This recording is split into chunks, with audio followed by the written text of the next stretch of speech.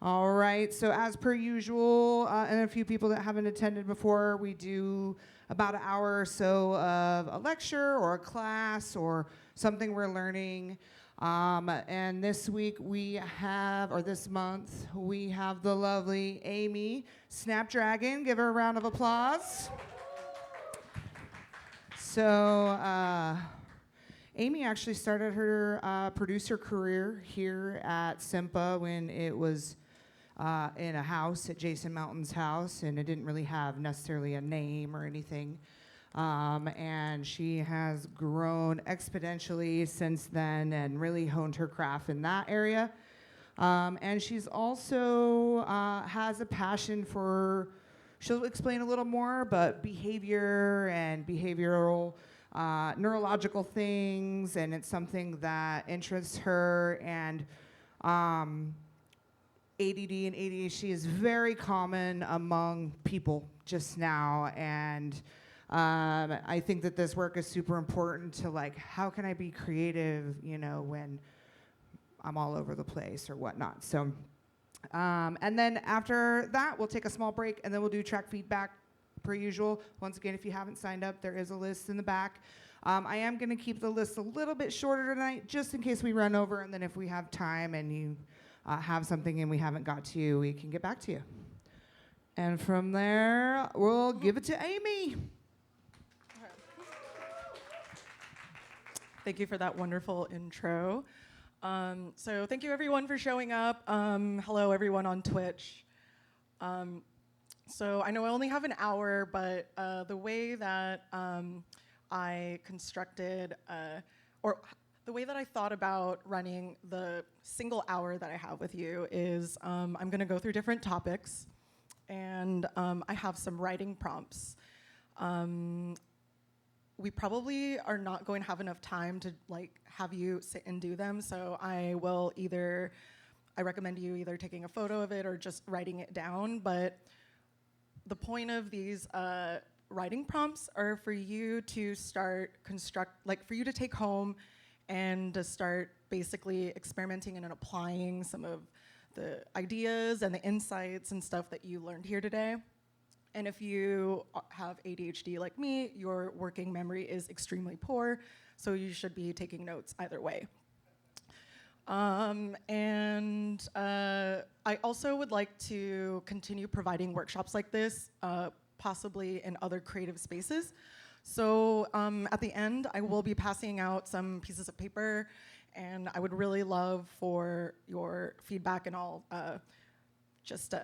it'll just be like your feedback, honest feedback, so do not write your name, and then I'll keep it anonymous, and then some future topics, but I'll remind you about that later.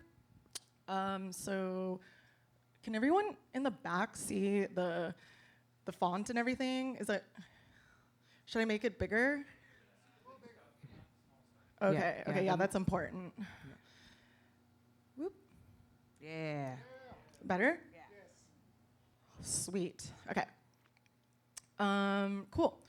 So I guess, not to be redundant on top of the wonderful intro that Mindy gave me, but I've been DJing before I was a producer.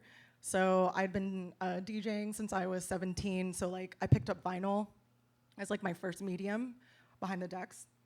And I've been running shows and events for about 12 years, so I understand the work and the hustle and the grind that it takes to do that, whether it's a monthly or weekly. And I have been producing for 4 years, so I would say the pandemic was definitely what catapulted me into making music, and so I have been signed by a lot of local labels here.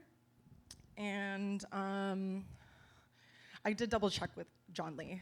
I am the first femme producer that he did sign, so super cool. And I'll be telling you a little bit more about my whole history of how ADHD affects me as an artist, how I cope with it, how it doesn't just affect my creativity and the way that I do things, it affects my everyday life. So, and also earlier this year, I got diagnosed with PTSD. So PTSD is a little bit harder to kind of talk about, and how do you like, yeah. So I'm not going to go into that, but you will see that I will be really focused on my lived experience with ADHD. But other than my music stuff, I am a professional researcher and I am an evidence-based practitioner. So I am a huge, like, I don't even read fiction because I am so busy reading all the research. I love reading peer-reviewed stuff. I read documentation. I know I'm weird, but that's just kind of where I'm at. But I got my master's in human factors and design research, and then when I moved here, I worked in tech for until last year, actually. So I am, well, as a senior UX researcher, and then I also ran a team. But through that experience, I actually had a hand in how people interact with products, essentially through design, you know, shaping their behaviors. So I got affected by the mass layoffs, did not exactly bounce back. So I decided that I wanted to pivot, and I wanted to really learn more about how behavior is applied for different brains than me. So I'm a certified ABA behavior therapist, and I specialize working with children who recently got diagnosed with autism spectrum disorder. So tons of really cool stuff. If you have autism, I really love the way that I'm fascinated by the way your brain works. And I am working on my, it's in progress right now, but I am working to actually spin up my own ADHD practice where I will be working with groups or individuals that doesn't necessarily have to be in the creative community. So, and one thing I'd like to just kind of like level set for my mission that's kind of guiding this workshop ethos today is I believe it's my mission to help you authentically make decisions while you're achieving your best creative self. And I believe that that mission is accomplished when you've made adjustments that are suited to your needs. Your needs, not because an influencer told you, not because you're like it came from you because you made that decision because you know it was best for you. And so impacts of these adjustments could be measured internally, so like within the artist, or externally within your workflow. So what I mean by that is like, hey, Amy, I applied some of these like tips, and I'm actually like less stressful about this part of my workflow or whatever. Like that makes me happy. Or even if it's just like, hey, I did something else differently and it optimized my workflow in some way, and that is super cool too. So definitely please, I will have my email at the end of this presentation, so please feel free to like shoot me an email and let me know how it goes. I'd love to hear yeah, just your experiences and everything like that, and that's my UX researcher brain talking. Okay, so before we dive in, I'm not going to put anybody in a position where you will be asked to just share or disclose your health diagnosis. Like that's super awkward and makes everyone uncomfortable. Like I'm not trying to do that. I'm trying to preserve psychological safety in a way where we can make continue to keep this to be a safe space. So in case anybody does decide to share, let's just please be respectful and show empathy.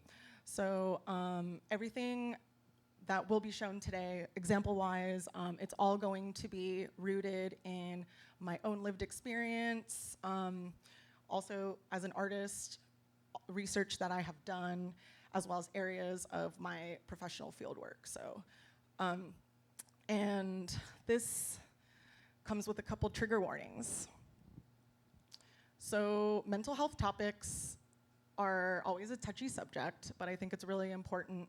This is a brain hacking workshop, so you kind of can't really be efficient at what you do unless you're talking about the real stuff. So another thing is, just in case anyone in here works in tech, there will be criticisms about things that we have to interact with to be artists. So please don't take that personally, but I just wanted to give y'all a heads up, and in case I'm seeing anyone in emotional distress, please note, take a break, step outside. I am trained in de-escalation tactics, so if you're still outside at the end of the presentation, I will go outside and check on you. And I hope that doesn't happen, but you know, I'm taking full responsibility of what happens here. Cool. So the agenda today, so things I'm just gonna talk about. I think that it's really important to kind of start at a high level and then kind of work our way a little bit more nuanced. And so you'll find that I'll be talking more about producer-specific things closer to the end, but I think it just, I would be doing you a disservice if I skipped all of the previous topics and then we just went straight into just like tips, I guess. So, I don't know, does anyone have any questions for me before I keep going? Cool. But I will stop and pause and see. But I will try to like make this a little bit more of an engaging session, because if I'm just sitting here talking in front of a microphone for an hour, that will make me nervous. I don't like hearing myself talk like this, so cool. So let's ground ourselves in just the world, shall we? So I'm streaming here on Twitch. Let's see, machine learning is taking our jobs or whatever. Like, so technological innovation is here to stay. And something to note and remember is our time is a very, very, very precious, non-renewable resource, okay? And when we're thinking about the way that we're navigating the world, we have our 5 senses, right? Hear, smell, sight, touch, and taste. Well, that is assuming that you've, some of us probably are navigating life right now having at least one or some of these affected. So I'm just trying not to leave out anyone who might be like partially blind or long COVID, like maybe you don't have sense of taste. So like that also kind of affects the way that your brain is taking information. So, and this is just a little bit more of like a warm up before I get into like the more heavier topics, I guess, or the more uncomfortable topics. But this might be review for all y'all, but your brain actually consumes like 20% of the calories that you consume. So and that doesn't matter if you're just like at your desk, typing away, listening to like dope bass lines, like your brain requires, like you need to keep your brain fed. So one thing, and that's something that for me as an ADHD, like living with ADHD, sometimes I flip-flop between like these periods of like hyper-focus, or when I'm like really stoked that I finally have the ability to like sit and productively do something, like I will forget to eat, like I did before coming here. So, that's actually not like do not emulate me. Like that's like not a good. I'm not a great example, but it like one of the things that I want y'all to think about if you want to write notes is just like thinking about foods. How do you keep that available? Like, let's say if you're eating, I don't know, only in the mornings or whatever, and then you like to produce at night. Are you getting calories? Like, how are you getting those calories? And also like, how does processed foods like affect you in your creativity as opposed to healthier foods? Like, instead of maybe grabbing for the burger, like getting hummus and like a veggie plate, because depending on how you are biologically and neurologically wired, you actually can have some essence of mental clarity. Like brain fog can be a thing, at least like for me, or when I eat like carbs and heavy carbs, like before I have a DJ gig, like I stay away from burgers and like heavy stuff, because when I'm, you know, behind the decks or when I'm performing, like that's, you know, and especially as I get older, that stuff actually really matters. So maybe if you're like one of the younger folks in here, maybe you don't have to worry about that as much, but just that is one brain hack, very easy, low-hanging fruit that you can do for yourself. And cool. And I have some resources here. I'll send out this deck to y'all at some point, because you obviously can't click on this and read this right now. But really cool podcast and some nutrition as it relates to creativity, and just not to give it away, but a lot of it's more around specific nutrients as opposed to food. Cool. So that was the easy one. So things that can impact mental health. This list is long.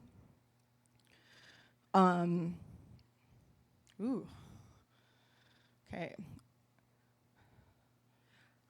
So a lot of things affect our mental health. And I don't know, should I read through this?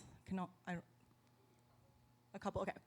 So being mindful of this list, there's things that some things you can control and some things you can't, right? Like maybe your support system. Like if you have friends that kind of make you feel like shit, maybe you need to think about who you're confiding in. But there's, you know, like things like income, you know, we're not really living, like we're living in a weird economy right now. I know, especially here in the music community, there's a lot of people that have lost their jobs just this year. So, you know, like mental health topic is really relevant right now. And if you are, let's see, like if you are like me, where I am first generation Filipino, my parents and like we just immigrated to I guess I was the first generation to immigrate here from the Philippines. But you kind of what's indoctrinated into your lifestyle and your ways of doing things, and you know, like all of that all of that affects your mental health and your, you know, I feel like this is all review. Is this controversial at all to anybody? Anything on this list? Okay, cool. So there's these external aspects that affect our mental health, but then actually going through our healthcare system,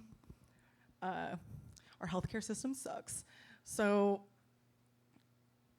receiving a diagnosis is a touchy subject as well. Like when I got diagnosed with ADHD when I was 13, but no one really like told me what that really meant. They're just like, oh, she can't pay attention, like just give her these pills and like she'll be fine. Like that's actually not a great way the American way of looking at how we treat mental disorders and illness is actually, you know, it's not that great. Like for instance, for ADHD, if we went to the UK or different parts of the world, they actually advocate for therapies and different therapy interventions before they put you on medication. So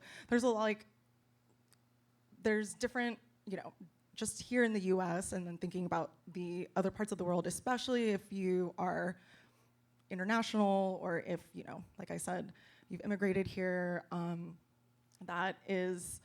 that's a thing. Like I actually had a client, like one of my kiddos, his mom is like devout Muslim, so it was like kind of hard to really get her to be all in on some of the programs with my kiddo, which, anyways, I'm not gonna go on a tangent about that, but having that be my job was just like very like also, you know, parents.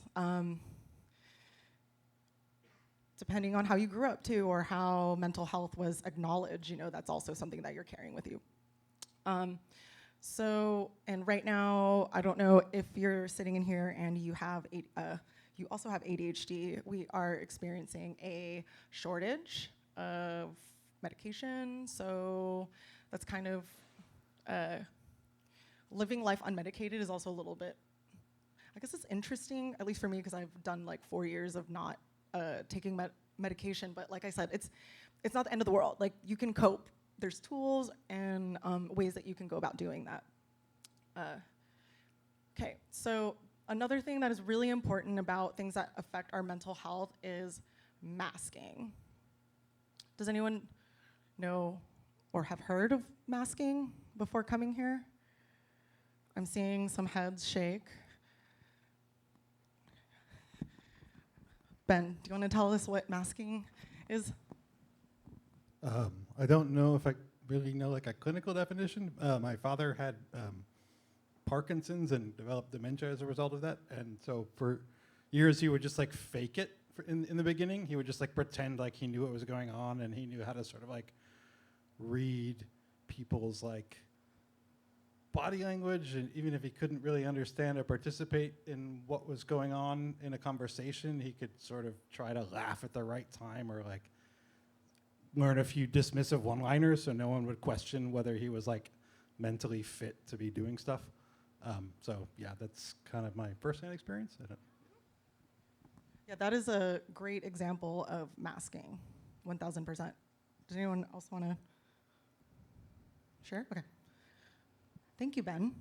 That was great. Didn't want to, almost tripped there. Yes. So basically, masking is the act of concealing or suppressing one's true thoughts, emotions, or behaviors to fit societal norms or expectations. So why do we do this? It's to avoid stigma, discrimination, or negative judgments. So mental health awareness and creating inclusive environments, such as this one that I'm hoping to create, are essential for people to to feel safe enough so that way that they feel like they don't have to mask. And I think it's a very counterproductive recommendation for me to be like, stop masking, because I mask, and I'll go a little bit more into it in detail. But I'm going to talk more about how, I'm going to go into detail real quick about how that affects people with like mental disorders, and then with just if you're belonging into like more marginalized population. So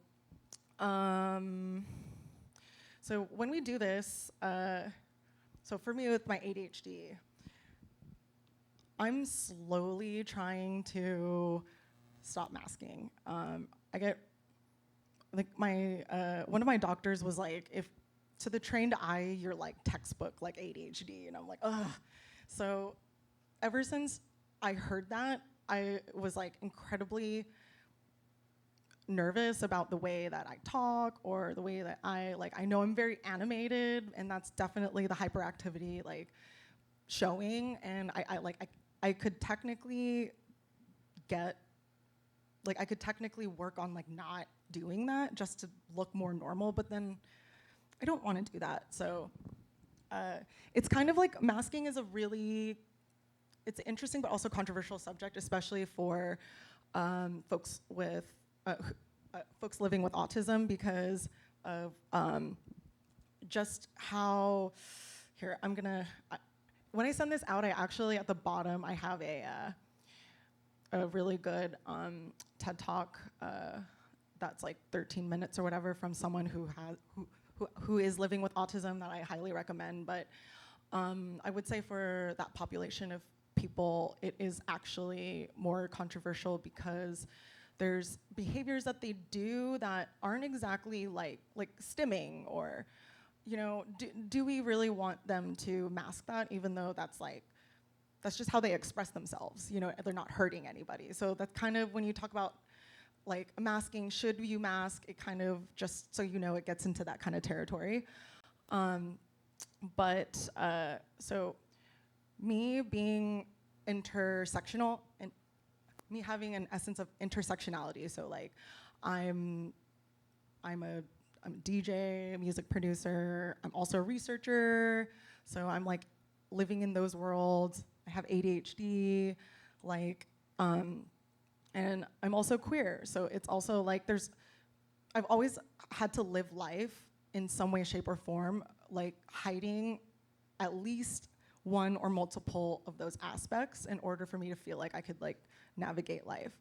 Let me give you another example, even professionally. So like working at Google and Microsoft, I've gotten a chance to work with some really, really, really incredibly talented researchers, but the minute someone says that I'm a DJ or that I'm in nightlife, it's like no one wants to take me seriously. And for me, that's like, as a researcher, it's like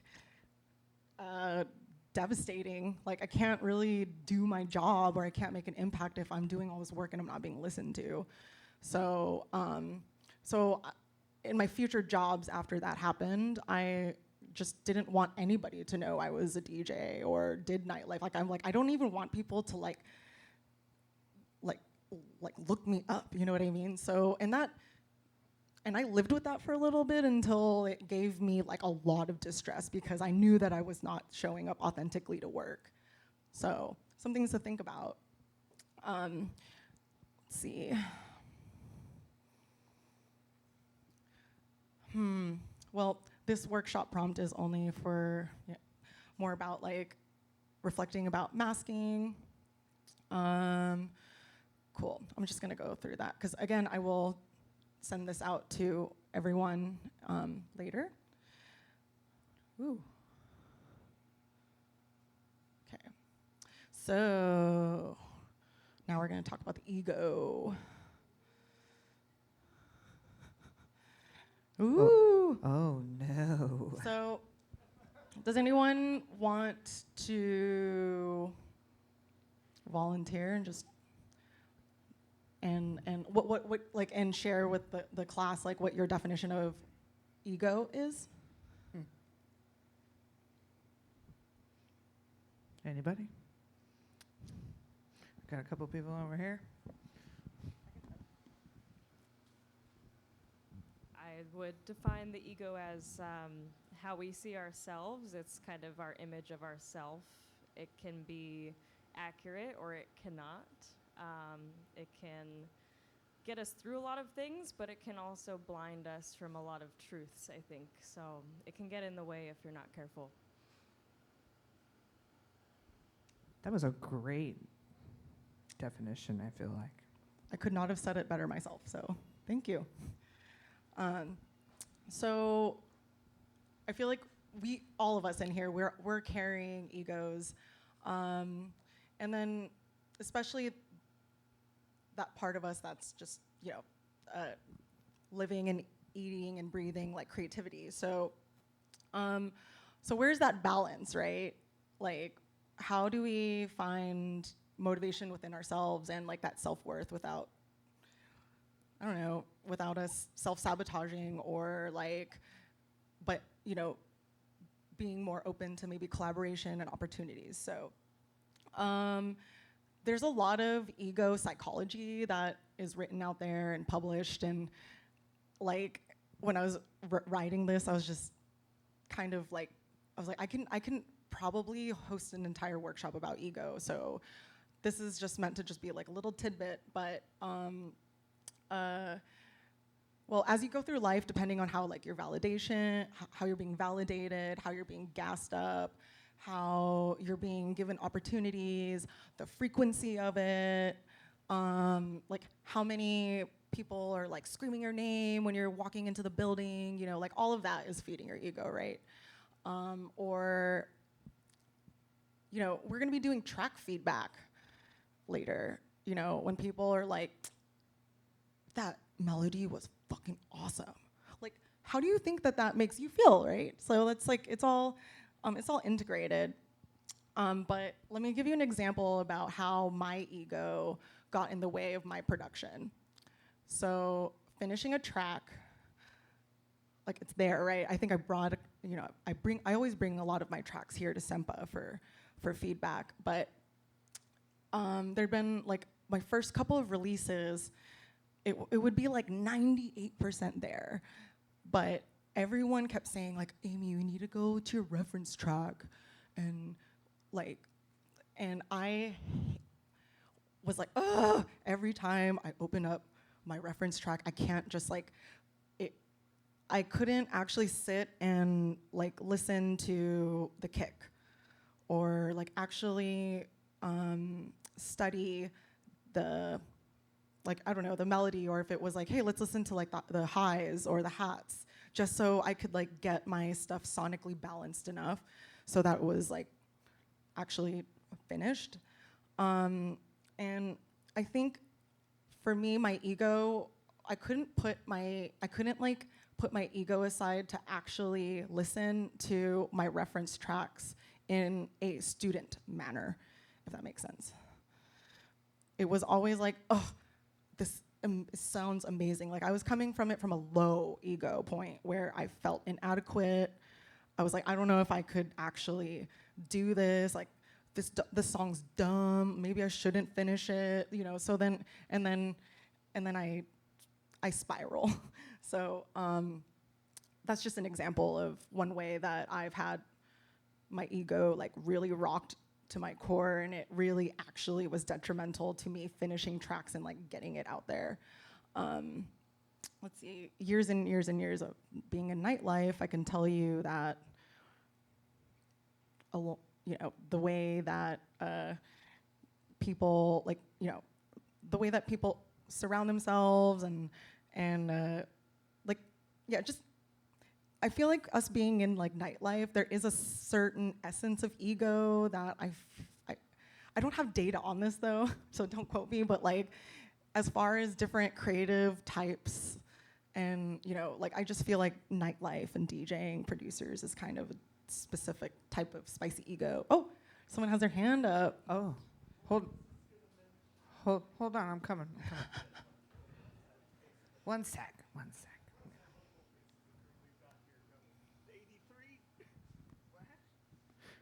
What? Oh, are you talking about a local group that has some ego? Yes. Oh, okay, got you. I forgot what I was gonna say in between that, so go ahead, Amy. Okay. Oh, I remember. Mm-hmm. You were just mentioning like, we all kind of have a little bit of ego, especially if we're out there in the nightlife and stuff. And it's so true because you're putting on a show for people, or you're creating this track for people to hear. So it kind of takes us a little bit of ego to be able to do that. And it could be a positive ego. It doesn't, a lot of people think that the word ego is a negative connotation just because we deal with so much negativity within the ego that's pointed at us or whatever. But in reality, ego can be a good thing if shaped in such a way. Like I can tell you my DJ, like when I look at my DJ skills, because I've been doing it for so long, like I do not need external validation. Like I've been doing it for so long. But when it comes to like my producer stuff, I like, even though I'm still working on that as well, right? So and ways that I'm trying to combat that is I'm trying to pursue more collaborations. I'm trying to not just learn from my idols. I'm actually trying to learn with people that I'm actually releasing with, and taking with me things that I find valuable from their workflow and stuff. So, anyways, I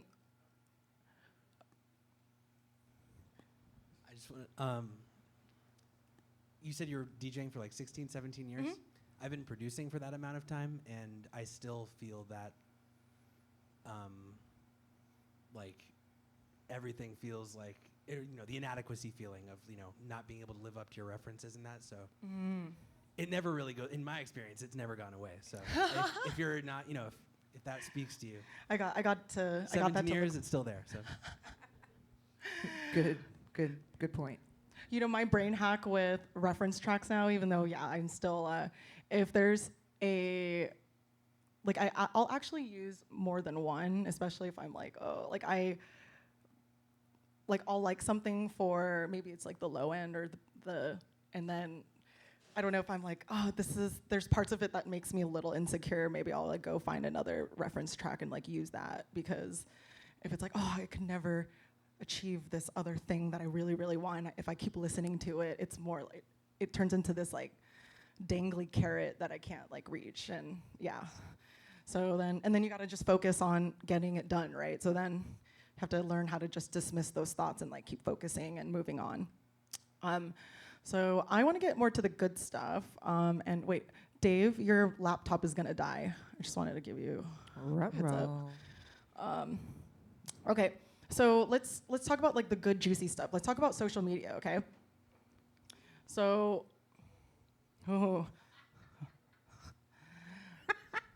People have an opinion about social media in here, I guess. yes. Yeah. So all of us as artists, like if you're gonna market your music and you don't have an agency or like a huge management or label behind you, like we're kind of forced to have to like exist, okay? So that's the bane of our existence, is like whether you like it or not, if you want your music heard, like you're gonna have to like exist on social media. Which one? Take your pick. And one thing particularly for like Instagram and Facebook, so you know the infinite scroll, like that is by design. So like when I'm working, just to give you an example, when I'm working on tools for like people who like have to use this shit for work, they're like, if you like their business is on the line if we design and launch something wrong, right? Like every time we see designs come through of like some infinite scrolly type, or like it's actually against best practices to have infinite scroll. Okay, so just to give you like an idea, so there's also, I've had to work with advertisers before. I've never had to work for Meta, by the way. So maybe that's why I feel empowered to speak openly about them, because I don't have fear of retaliation, I guess. But the one thing though that always irked me, especially with like being a promoter too, is like, remember I don't know if it's still a thing, but the concept of Facebook jail.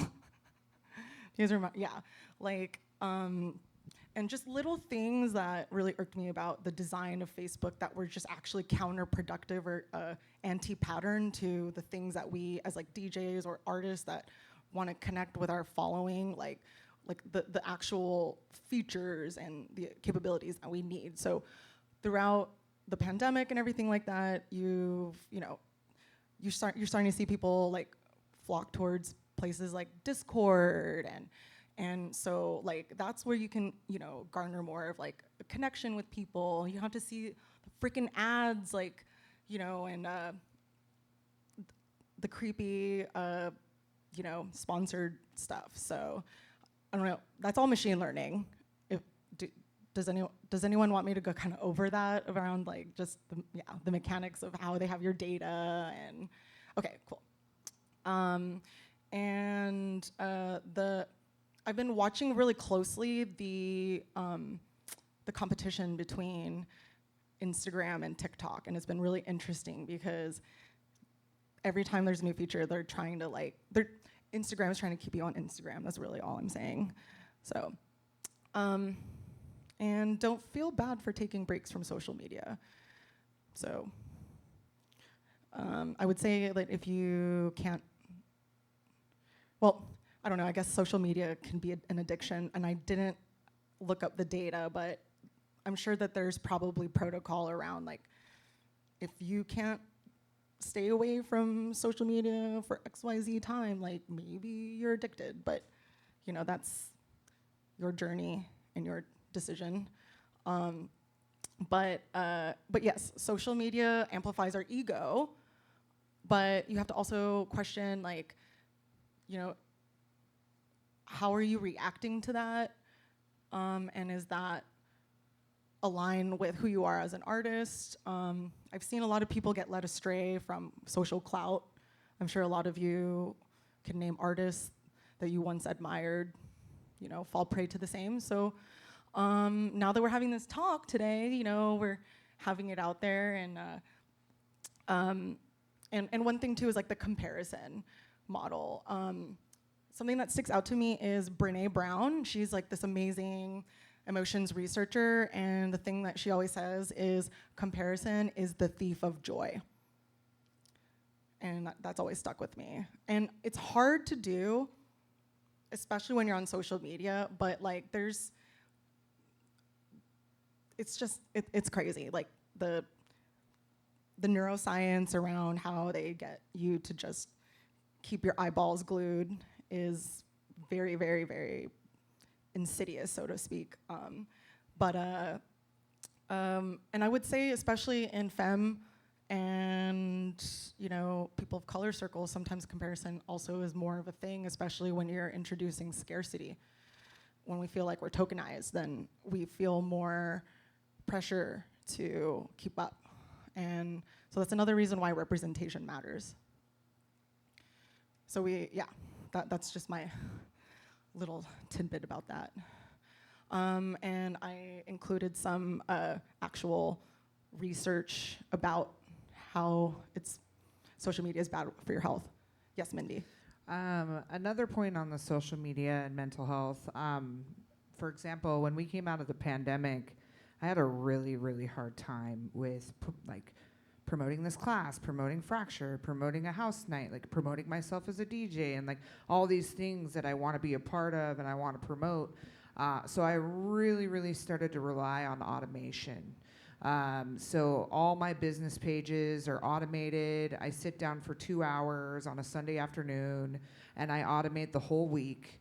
And then it all goes out on its own. And then when I'm ready at the end of the day, or when I have mental capacity, then I can just share it to my regular Facebook page if I want. But if not, then I don't have to. It's still out there. It still exists.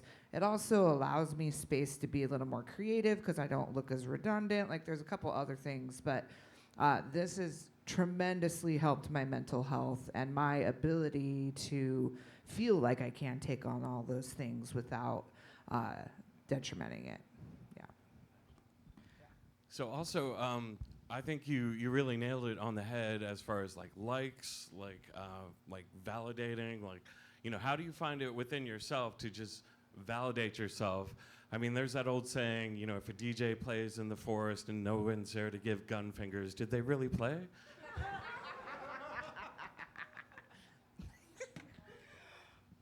Oh, Dave. I love that. Yes. Yes, they did. That would be my answer. Oh gosh, that just brought me to like grad school and the whole it's a epistemology type question, but anyways, so now to the good stuff. So more like tasks and behaviors associated with like the making of the music. Okay, so ADHD is a executive functioning disorder. So and executive functioning skills are integral to learning, and I'm going to scroll down here a little bit so you can see this lovely list here. So I have trouble with like all of these things. Like I'm not even gonna like lie. And but when I do have PTSD, like symptom flare-ups, like my productivity is like gone. So I'm no longer like my ability to be creative. Let's say let's just look at like a week span, right? Like Sunday through Saturday. So if I was feeling creative and like maybe starting a track Sunday, and then Monday something like freaking terrible happened, and like I'm like I have PTSD symptoms. Like for me, that's like I have insomnia. Like I literally go like a day or two without like sleeping, and that's without the use of any substances. I'm there's a, like, I would just say anxious, lots of intrusive thoughts. Anyways, like, I have to spend time in recovery to actually be able to then continue on my on that track that I started on Sunday. And then maybe that might take 2, maybe 3 days. So then I wouldn't really be able to pick back up until Wednesday or Thursday or whatever. So like these things like set me back. And if you're a producer who's like needing to like churn it out like a sausage factory, like you really need to understand how this taxes you. How are you recovering from like stressful days? If you can tell that you're burning out, how do you reel that back in? That's like, you know, that's not just for like the neurodiverse people here. This is like for everybody. Like you can't, like we all know this, like you can burn out like in nightlife 1000%. But even as a producer, and depending on how you're setting up your goals, the expectations of yourself, and then how is that reconciling with other parts of your lifestyle, like your job? I don't know, maybe you have a dog, maybe you have a partner, maybe you have kids, like and that was also another reason why it was a little bit difficult for me to like give some really, really pointed recommendations, because I wanted to, like, I understand that all of us have very diverse lifestyles, we all have responsibilities, and, you know, we're not churning out like, you know, like whatever your goals are, it's just, you know, there's modern life that we have to deal with, right? So, let's see. One thing I wanted to mention too is like, folks with ADHD, we're not the only ones that are affected by like executive functioning disorders. So like, I have a few down here. Like, so if you have autism, OCD, or if you've like suffered a traumatic brain injury, depending on like where you're affected, like dementia, and then also if you have like severe anxiety or depressive disorders, because you know, like, yeah, when you have severe anxiety, you're like, you know, you're like up here, and then when you're, you know, severely depressed, you're like down here. So there's this threshold. It's called the window of tolerance. You can look it up. It's an actual, I forget the, it's coined by a doctor, but it's that's kind of like, he posits that there's this like perfect window where you're actually you're able to be creative, you're like stimulated, you're engaged, like you're not too stressed. Like you have enough stress, but you're like not too stressed. So as you're going through your producer workflows and stuff like that, I want you to like think about what that window of tolerance is. Like, what time of day is it? Like, what activities did you do that day? What kind of week is it? Is it easygoing week? Is it like a stressful week, but then for some reason you are like having amazing times in studio because maybe that's like a release for you? Like those are things that you really need to, that I wanna urge you to like pay attention to, because later on in this presentation, one of the other brain hacks is to start thinking about the time of day that so like I'm feeling my best producer self when blank. Like, what time of the day is it? Like describe what that feels like and looks like to you if you ever want to journal this on your own. And then for the, real quick with like executive functioning, planning, organizing, time management, task initiation, which is something that it's probably my number one, paying attention, and staying focused. And I know some of us with ADHD, like that's also hard, but you know, coming up with ways to cope to stay focused. Remembering things, working memory, like I said, solving problems, self-control. So like impulsivity is also really, really big. I know for both ADHD and autism, and then flexibility. I know that flexibility is something that a lot of like my autism like patients like also struggle with. But one thing that you can do for an exercise is take each of these, and it doesn't matter, like, you know, you don't have to have ADHD, but just everyone in here, one cool exercise that I wanted to, like, I guess we can do it here, or no, actually we're running out of time. So in the future, kind of rate yourself like 1 to 5 stars, just to kind of like see where you what areas of like what skills do you think that, like I would say, focus on all of the ones that you rated yourself, like a 1 or 2 stars, and then focus on those executive skill areas, and then hone in on those, and then think about like, okay, well, let's say for instance, remembering things. It would be like, okay, well, start coming up with different ways to, like for me, I'm trying out different note-taking methods. I haven't found one that like really, really sticks or works for me. I'm kind of living life chaotically in my Apple Notepad.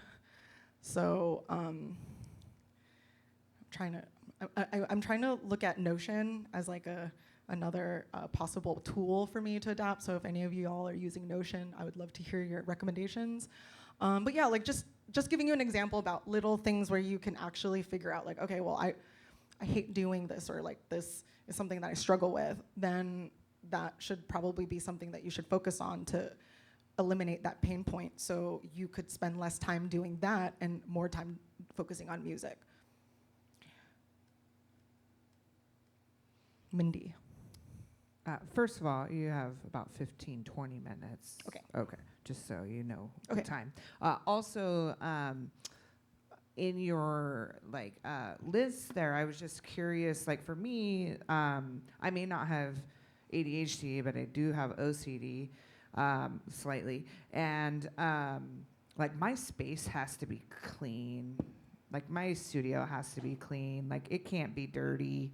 Or like I just can't think. So it's like sometimes I have to do that before I can even get get started. So sometimes I just try to keep it clean, so that way I don't have to worry about that when I'm trying to go in and be creative. I was gonna show y'all a thing. Well, I took some photos of my desk, and like I recently just redid my studio because it's a bummer that I can't show it real quick. But I'm the same way. Like for me, with my executive functioning disorder, like clutter is like the bane of my existence, and it's just because when there's like I'll just keep looking at it, or like keep like telling myself like, oh, I need to put that away, and I'm the person that walks from one room to another room in my house, and then I forget like why I'm there. It's like that bad, and that's even with medication. Okay, so yeah, so. He said he calls that portal amnesia is what he was. That's why we laughed, just so you know. And I know that I'm running out of time, and I really want to make sure that I save all the time for like track feedback. But a couple of things here, just going over the strategies. So like actually honoring the time that you have in our limited schedules to like make music. So first, like that's, as I said earlier, it's like, okay, if one thing to note is like so think about the different tasks that you have to do during the day. So there's like admin tasks, like boring, like who likes doing admin tasks? I don't. Or you have like meetings, or like certain meetings where you have to like pay attention, or like certain meetings where you're like, oh, I can just kind of doze off and like I don't have to talk. So I want you to think about these activities that you have to do that like either drain you or whatever. Like if you have the autonomy to move that around. So let's say, for instance, I'm just gonna like use Dave as an example. So let's say like Dave realizes that he's like, oh, all of my creative ideas and brilliant things that I want to like do to my project happen in the mornings. Okay, well, how are you gonna honor that if you know like you feel like shit when you're producing at night? Your time to produce is in the morning. So then how are there things that you can shift around to later on in the day for you to actually honor that? I know that not all of us have that privilege, but sometimes there's this this book like Atomic Habits. So like you start small.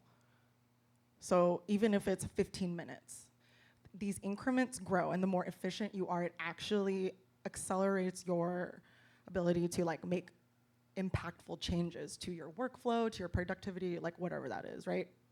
And then a couple of other things. With the way that our brains are, like I'm not one of those believers in like offloading stuff on a screen. Like, so back in, let me give you an example. So like back in my, so when I was a TA, like I was having to like teach graphic designers and like I think it was graphic design and industrial designers, some like really basic classes and stuff, fundamentals. It was like logos and like really like that type of thing. They were spending so much time just like staring at like Adobe Photoshop, like not doing anything and just having like existential crisis. And so what we had to keep telling them to do is like like sketch on paper before you go on like onto like your medium that is the computer. So how does that translate to being a producer? So for me, sometimes when I'm listening to like a reference track, I like staring at my DAW does not help me. Like for some reason, I'm just like, oh, like this is.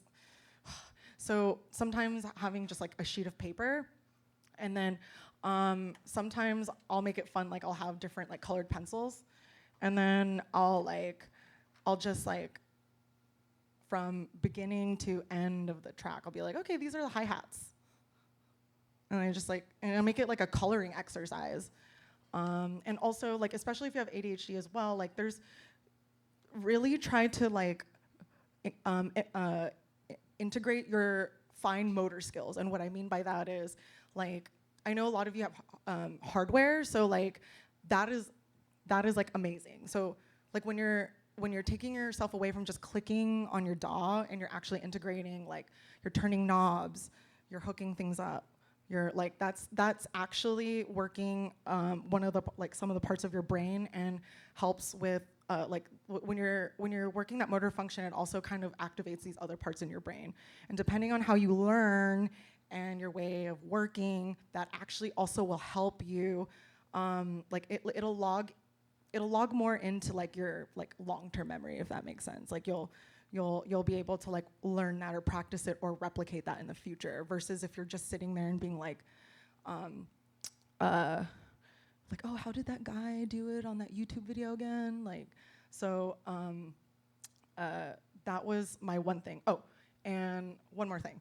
So just taking my UX research background and stuff, one of the things that is always, it's like constantly recommended in this class is like using YouTube.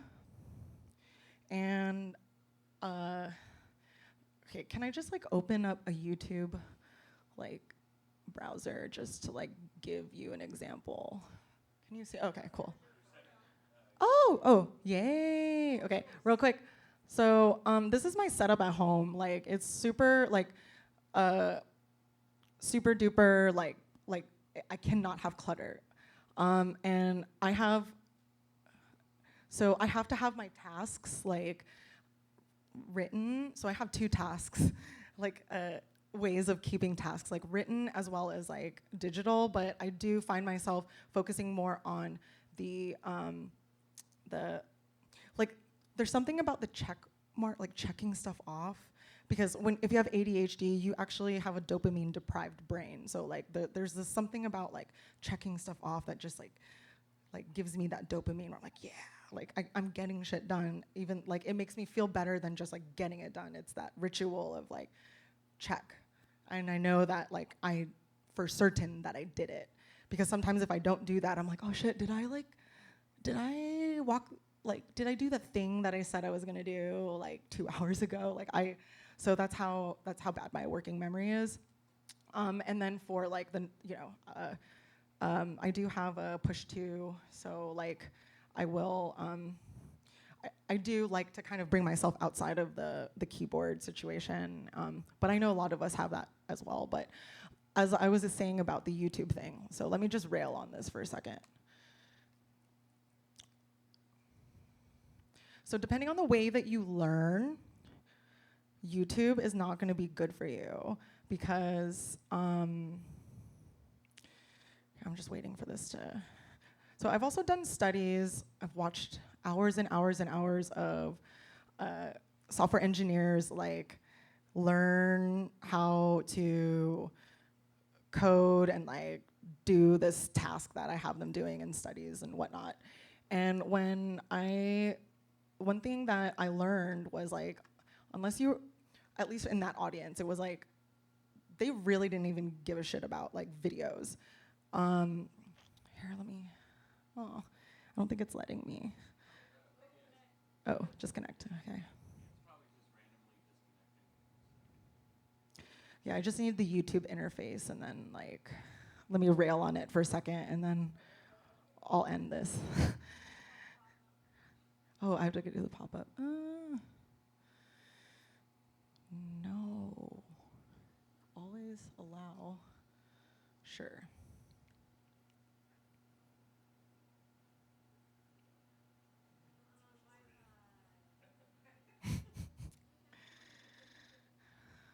Can we just close our eyes and imagine the YouTube interface? No.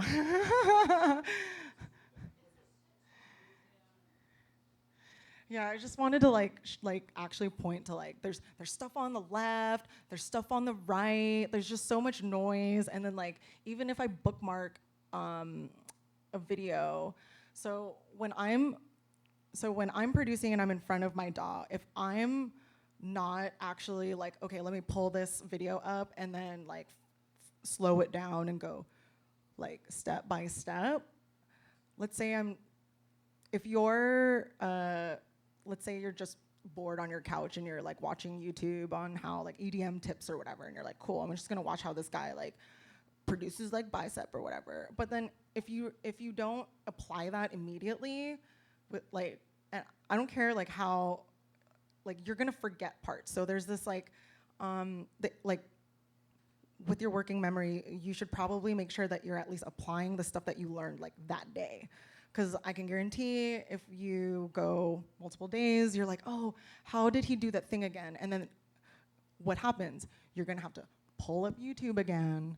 And then the thing that annoys me with, and I have very little patience for it, because when I'm creative and I wanna make the thing, I don't wanna spend like 5 minutes or whatever, like trying to find the part in the video that the guy, when he was like explaining how to do the thing. You know what I'm saying? Because then in 5 minutes, like my creativity will be gone. So I have to make sure that I'm like, our currency is our creativity. So you need to learn how to like harness that in ways that work for you. And I'm just gonna give up on that YouTube side quest. So sorry to disappoint y'all, but I will say, so use YouTube when you are not sure about how, like, I don't know, a new plugin or a new program works, and you don't want to sign up and like deal with the free trial shit or whatever. So like then yes, watch YouTube for a walkthrough. But if you are actually wanting to like learn like compression or like really like, for me, I found going to like mastering or Native Instruments or there's a couple of like reputable sites that have blogs written by like actual industry producers. So you know that their stuff is like not, I don't know, you're not some random YouTube person that like I don't know what you've produced, like, but you have 5 million subscribers, so I guess I have to listen to you. So that's the quagmire that I'm saying to like as a researcher, you need to ask yourself like, where is this information coming from? So if I'm scrolling on my Instagram, like I'm more likely to listen to Hume than like some rando that I'm like just following. You know what I'm saying? So and then when you're hearing people like, oh, like you need to buy this, and like you do need to ask yourself like, well, I'm not here to be like, if you really want it, yes, you should buy it. But if you're chasing a certain skill or like learning a certain thing, adopting a new product is probably not going to really help you. And if you do think that, I really urge you to like sit with yourself and think about like the actual benefits and things like that are, you know, that are going to be part of that experience, that of you learning it and like installing it and all that stuff. I don't know about y'all, but like I also make sure that my shit's like always updated, because there's nothing that kills my drive to create than waiting for stuff to update and having to like deal with that stuff. So makingmusic.ableton.com, there's probably, I wouldn't be surprised if y'all have heard of that. It's a really great book that kind of goes over different strategies, and you don't need to be an Ableton user to like take really great tips from that. So yeah, that was kind of like, man, I'm sorry, Mindy. Don't worry about it. But We yeah. still have time for Q&A. People can ask some questions. That's why we did a little bit less on the track feedback on how many people, and that many people didn't sign up. Oh, okay. Yes. But yeah, to highlight what you were saying about you go on YouTube, you know, looking for a specific video, and the algorithm's there to like keep you there. So it's like, oh, I'm learning about compression. Now I'm watching baby goats. And so. I had a couple. Thanks so much. This has been a really, really in-depth talk, and you really have covered all the bases in a super comprehensive way.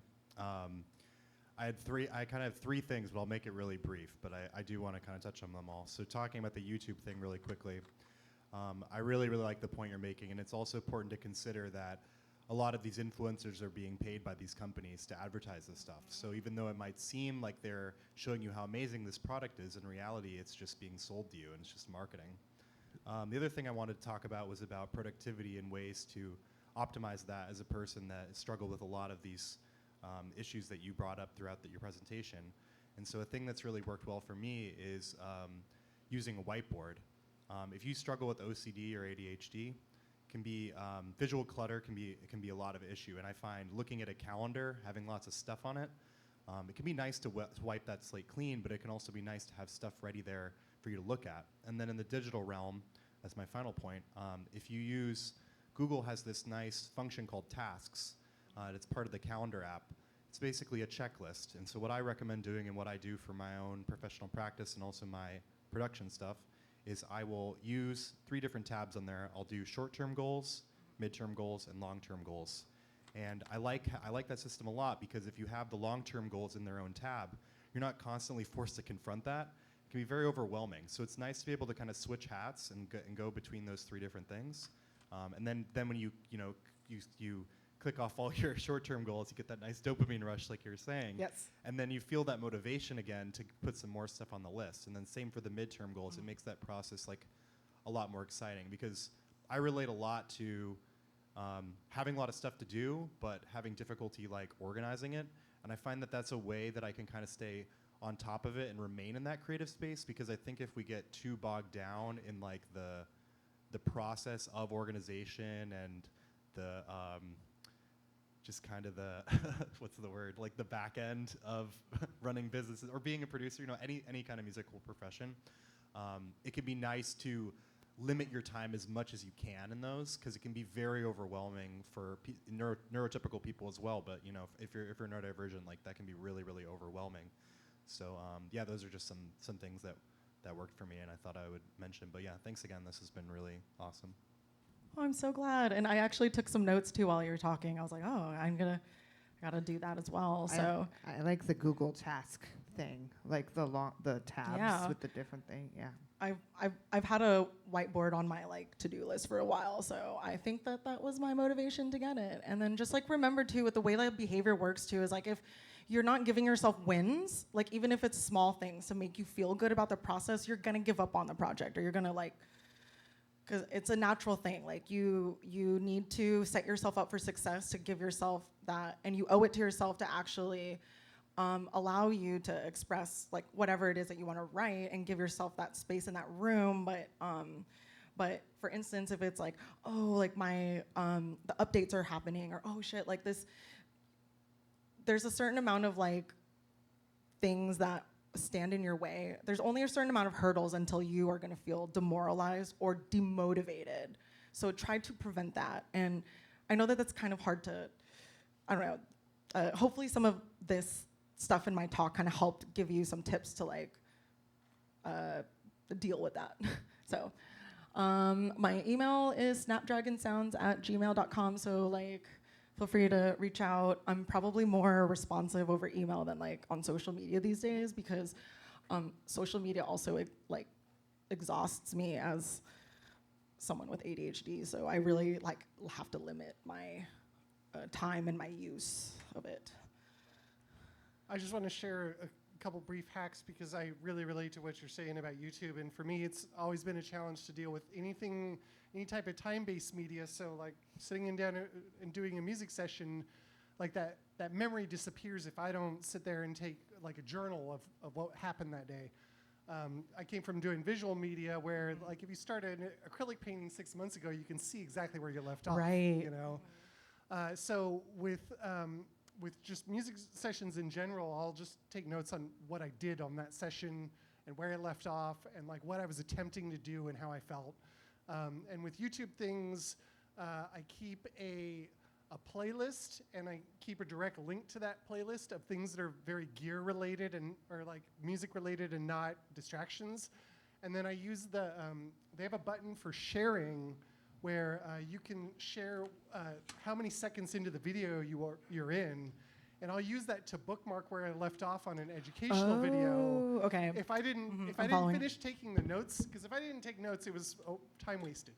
So I have to take notes hardcore when I'm watching an educational YouTube video, and so that helps complete the job. Good tips. Good tip. I'm gonna pass around some slips so I could get y'all's feedback. So just do not write your name. Keep it anonymous, please. Please do not. I repeat, do not write your name. And then I want feedback and as well as future topics because I'm hoping to find like spaces outside of I don't want us to have to like bogart SEMPA every month to do this. Yeah. I do have, while you're passing out those forms, I do have one question that I wrote down. So what do you feel are best practices for like when you are going to collaborate with someone and like, for instance, me and you, Amy, like I have OCD and you have ADHD. So it's like, how, what are best practices for us to come together and just have a conversation about that on like what's best to get the most creative time because like booking time with someone to make a track is like, you really got to get down to business in the 2 to 3 hours that you're booked with that person. So what do you feel are best practices to collectively come together and not offend each other or, like just have that discussion, Why do I feel like you're gonna ask this question? So for me, okay, so like I am very real with the people that I collaborate with, okay? Like the mask comes off when you wanna collaborate with me. I'm like, oh, you wanna spend time in the studio with me? I'm gonna fucking get weird.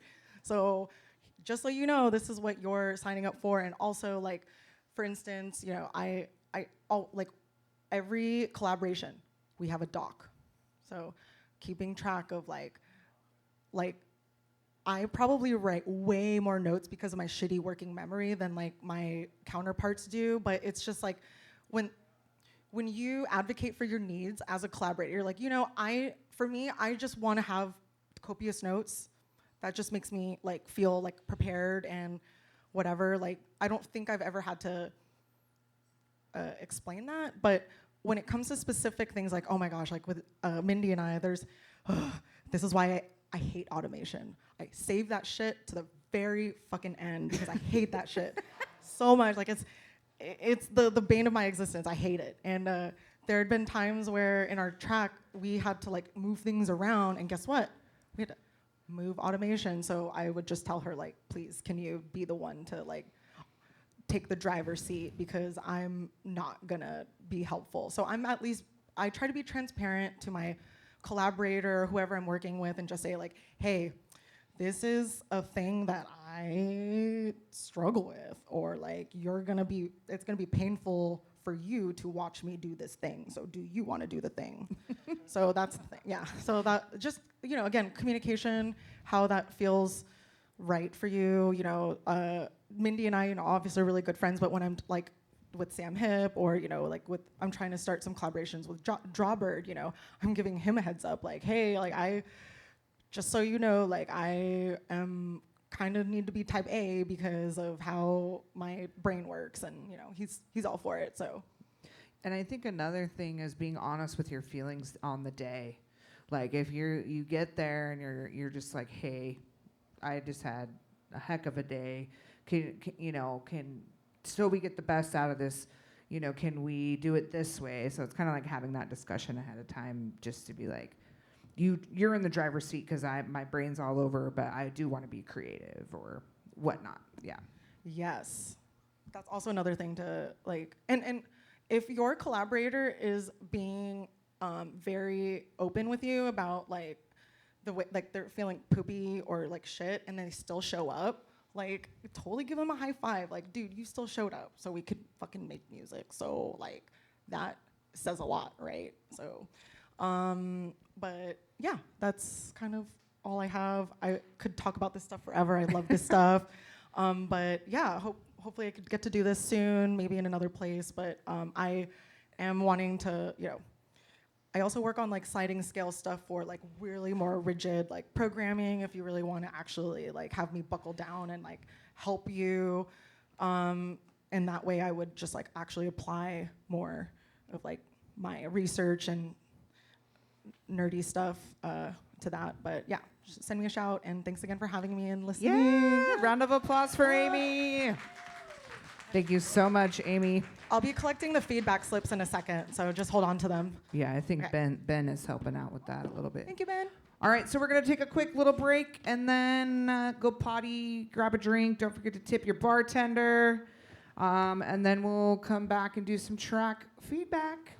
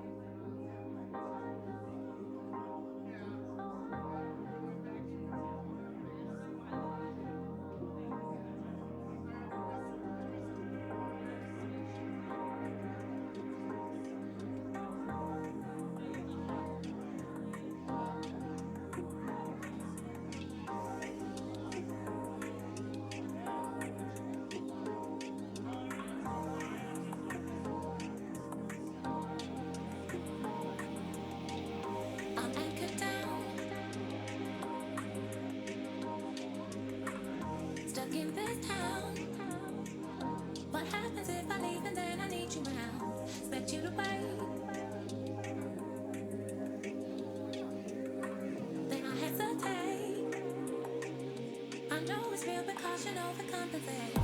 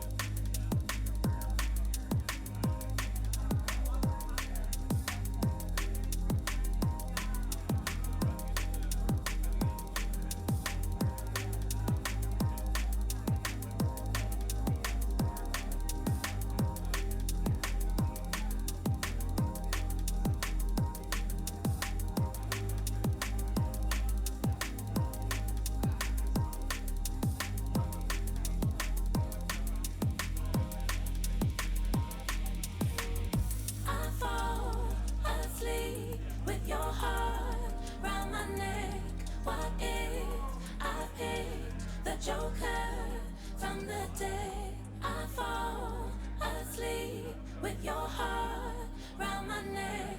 What if I picked the Joker from the dead?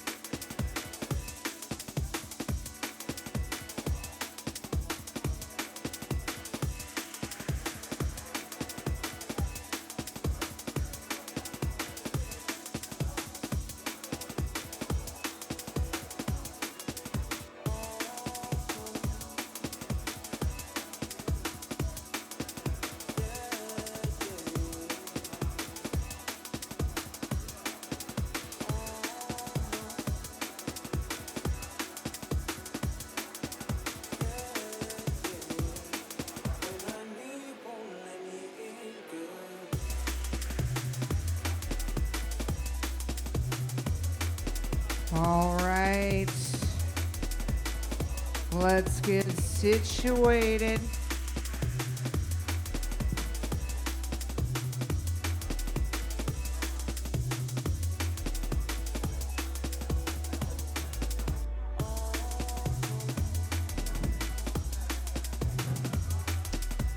All right.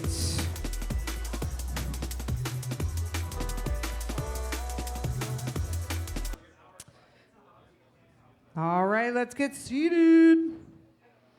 Pew, pew, pew, pew. Wah, wah, wah, wah. I'm not very good at that. First of all, welcome newcomers. Thank you for coming. We appreciate you. We are here every third Wednesday of the month. Substation has been a great partner for our class. We are super appreciative of AC allowing us to use this space, as well as just helping us grow the producers here in Seattle. So thank you, Substation. Thank you, Carlos, for running our sound. Yeah. And I don't remember the bartender's name. I didn't ask. Okay, but tip. That's the important thing. All right, so we're going to do track feedback. I have a list of people. If you have a track and you haven't signed up yet, there is a couple slots left. We do ask that you only show about 3 minutes of your track, just because we are on a little bit of a time frame. So if you have to fast forward, or if there's a certain part of your track you want to hear, make sure to fast forward a little bit. It's also okay if you don't have a long track and you only have a minute. It doesn't even matter. We're here to share everything that you guys are making. We'll then have a couple people share feedback on those tracks. We do have access to a CDJ, so if you have a stick and you want to put your USB stick in, we also have an auxiliary cord for laptop, phone, and we also have a dongle in the house. So, you know, if you're one of those oddball people that have an iPhone. And we also have the chat here from the stream. Yeah. Nice. Shouts chat. Sup, chat. All right. Any questions? Okay. I forgot who was first. Alex. Alex, woo! All right, I'm looking for that dongle. Dongle in the house. Put that like 90% volume, and then you're over on this guy right here. Okay, so I, for once, have an actual in-progress track, which is cool. I'm kind of in the finishing up the composition and arrangement stage, so it's a little short, so I'm looking for ways to, you know, ideas on how to kind of close it out, and then feedback on like sound design and stuff. The mix is still like a rough mix.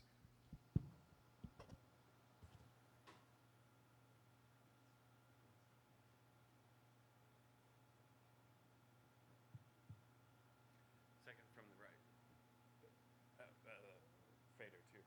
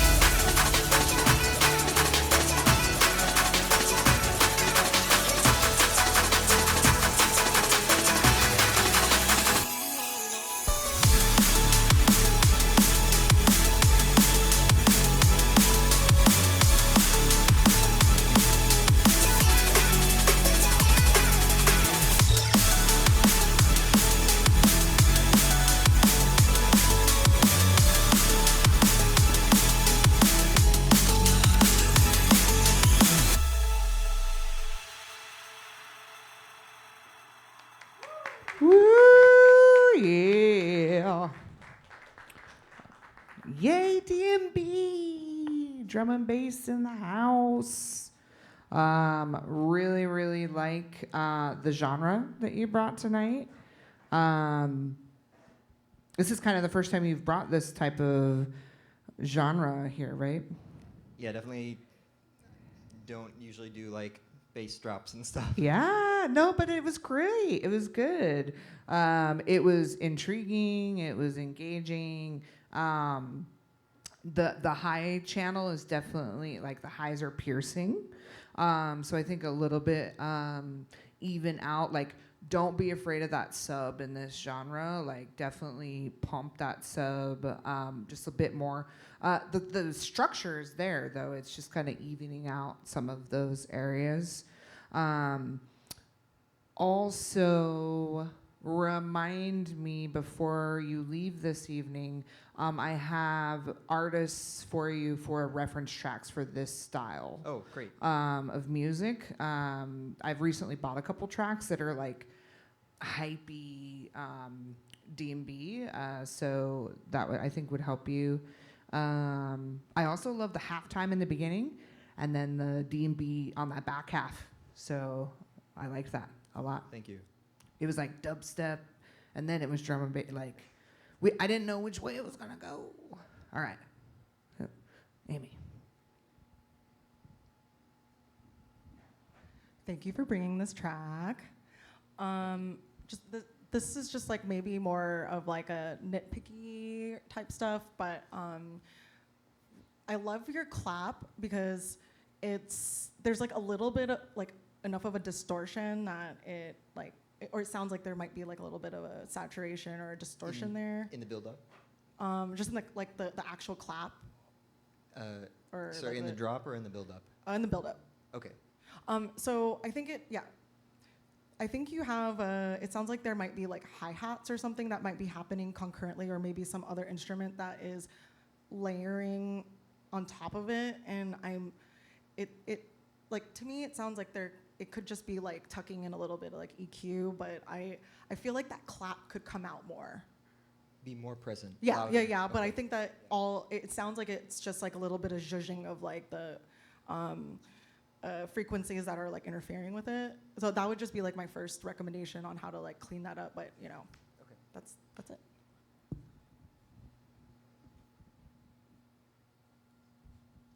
Yeah, I liked it. I think it's done. It's just the playing with the EQ levels and stuff. Yeah, it's a perfect structure. Thank you. Thank you for sharing. That was sweet. This could be just my personal ear. There was like a piano sound in the final build-up that I just liked a lot, and I wanted to hear more of it. Yeah. Yep. Okay. All right, round of applause. Boop, ba-doo, boop, boo. Luke. Robert, you're on deck.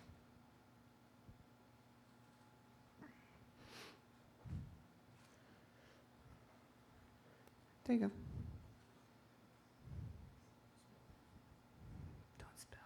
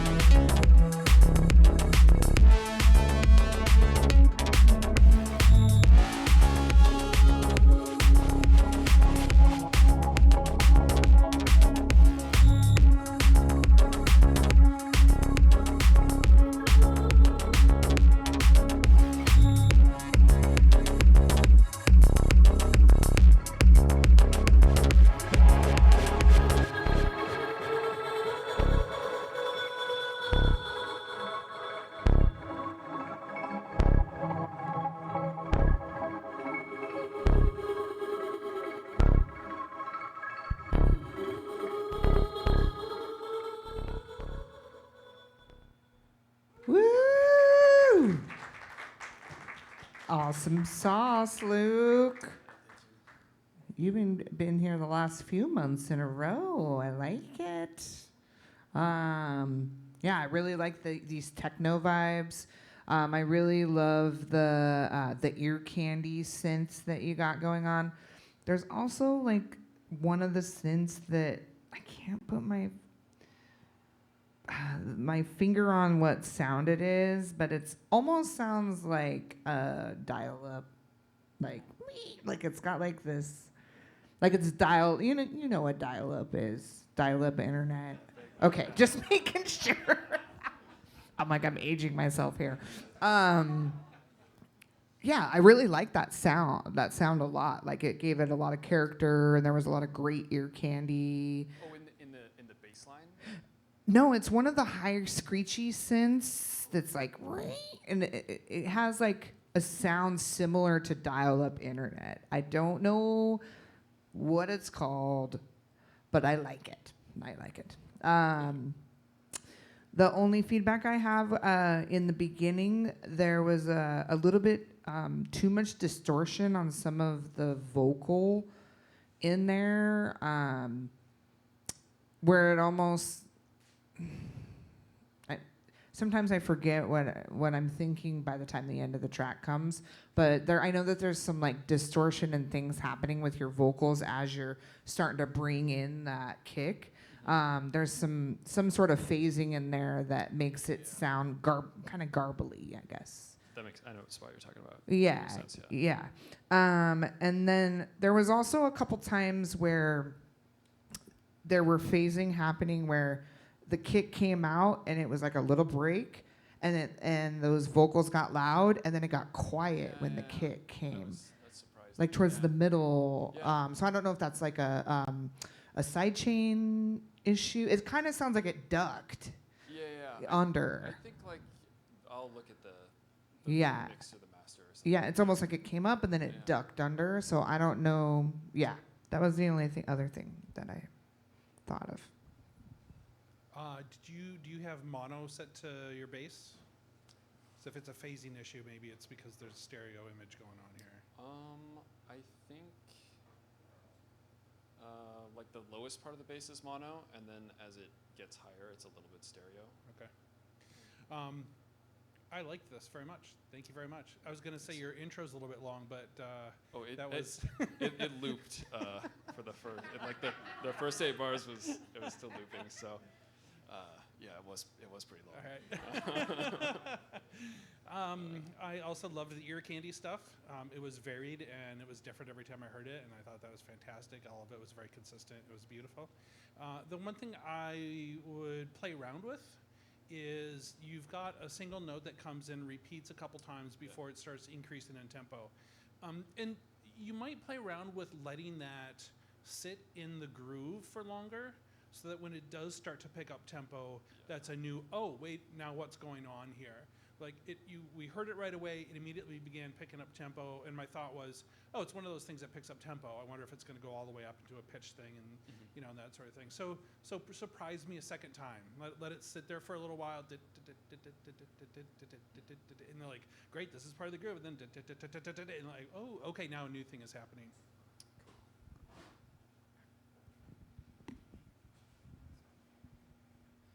Yeah, that was really, really good. There's a lot of really good musical ideas happening, like really got into it. And I agree with the comments here too. I think maybe just carrying those bits out, some of those musical ideas you have for a little bit longer, because they're really good when they do happen. They almost happen almost a little too fast though. So if you do, I think if you break it into like 16 bars maybe, like carry out that, like I heard like some part in there, like it was like a really high, like synth kind of stabby sound. And I was like, ooh, that's really nice. And then as I was getting into it, then it kind of went away. But if you carry that out for like 16 bars, it just builds up all sorts of tension. You're like, ooh, something's gonna happen with this. And at that like 16th bar, when it does, it's like, whoa, that's like really like satisfying. But everything you've got is like, you could carry this out into a really long song, because a lot of it's just really good. Thank you. Might be talking about the same element as he was, so that it changes tempo. That was, for me, like, I always look for the why of a track, like why is this track existing? What's the purpose of this track? And for me, it was the contrast between the accelerating element and the nice marching bass, and then great contrast with the breakdown in the vocal. So I think it's kind of a similar combination of those two comments, like draw out that part, build some more anticipation, like he's saying, and suspense with the changing of the tempo of that part, contrasted with the bass. But I really enjoyed those elements. I think you've got the raw ingredients there. It's just like, it doesn't have to get more complicated, just tease those for a little bit longer, yeah. Thank you. All right, round of applause for Luke. Is the techno. Robert. And then Adam here on deck.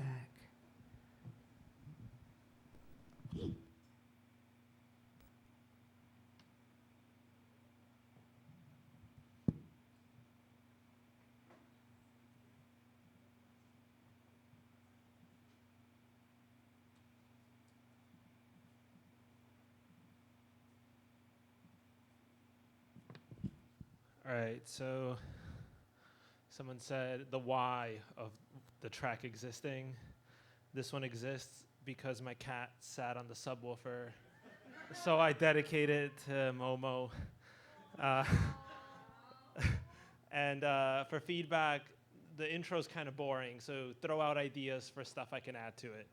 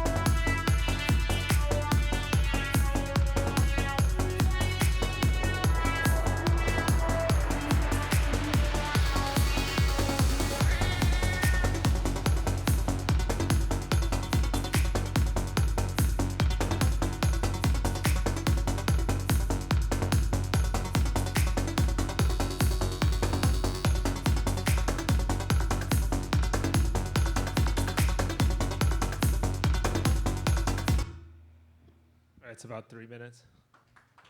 Ooh. Zimmer techno. I like it. First of all, super creative. Really like it.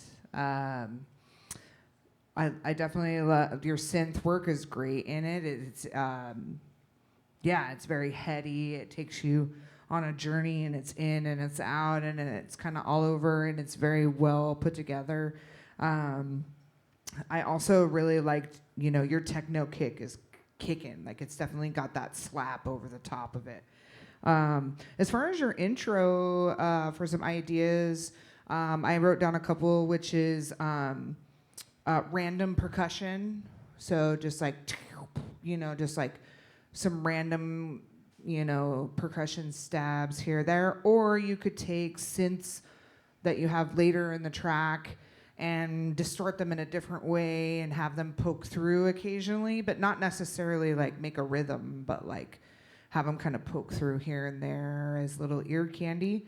Another idea was taking the cat sound and, I don't know, doing like, you could auto filter where it it's like, you know what I mean? Like, you can like add some effects or like chop up the cat sound into some ear candy, or like, use that as an accent to add a little flavor.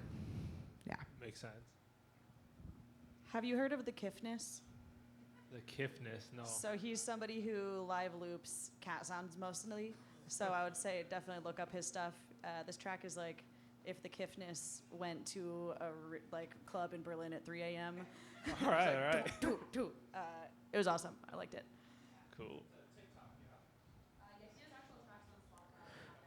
Anyone else? No? Okay. This sounds like it was made for a Kiffness TikTok video. It's fantastic. Ideas for the beginning. I don't think it's boring. I'm going to build a little bit on what Mindy said. She suggested chopping up the current cat sound, throwing that in there, a little bit of accents, a little bit of drums. When I would do that, I would, if I were you, think about how this is foreshadowing for the rest of the track. So there's synths that come in later, maybe mute those, EQ them strangely, put them kind of like back behind you and to the left or something like that. Stuff that hints at what's to come and is consistent with what's to come. And that can be done with the cat soundtrack sound as well. I would encourage you to maybe get other sounds from your cats. Cat makes lots of different sounds. So something that kind of builds up, like, what your meow, a purr would be great, or even a smaller like mew, mew. There was a purr in there. Yeah, so there was a purr. Oh, was that the early bass thing that I heard? There was like but like I couldn't really. I don't know. I felt like the sub was a little bit low today on the speakers, because I really had that in the mid, low, and subs there. Yep. But the rest of your track is very lush, and your intro is not. And I wouldn't call that not boring, but hint at what's to come maybe. Think about that. Yeah, it could just be a DJ intro too, but like just throwing in some. I'm bad at all those kinds of like ear candy type things that are just there for one moment in the track, because I always try to make make it more than it needs to be, I guess. Yeah. Awesome. Cool. Round of applause. Thank you. All right, Adam. Show us what you got. Rod, you are on deck.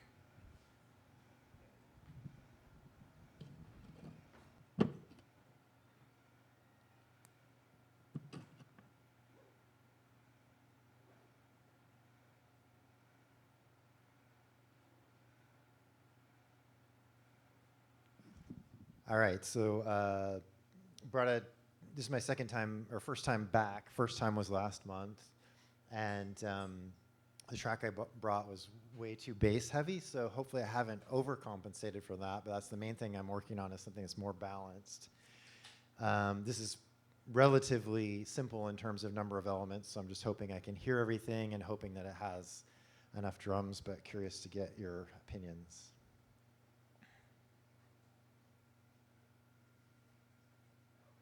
I make house.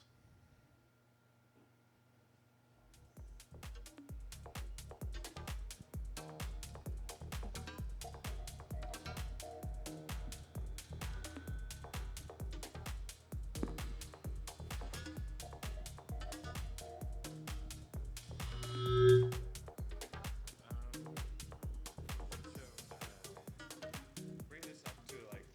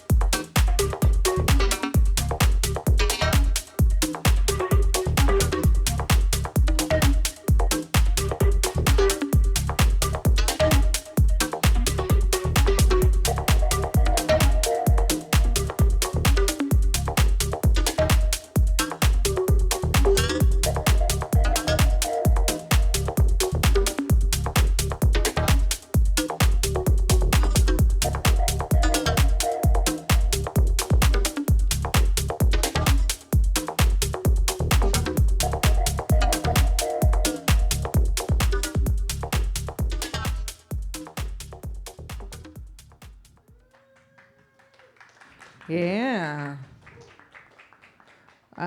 I definitely love the feel of the elements that you're using, and like the call and response that you have going between each of them.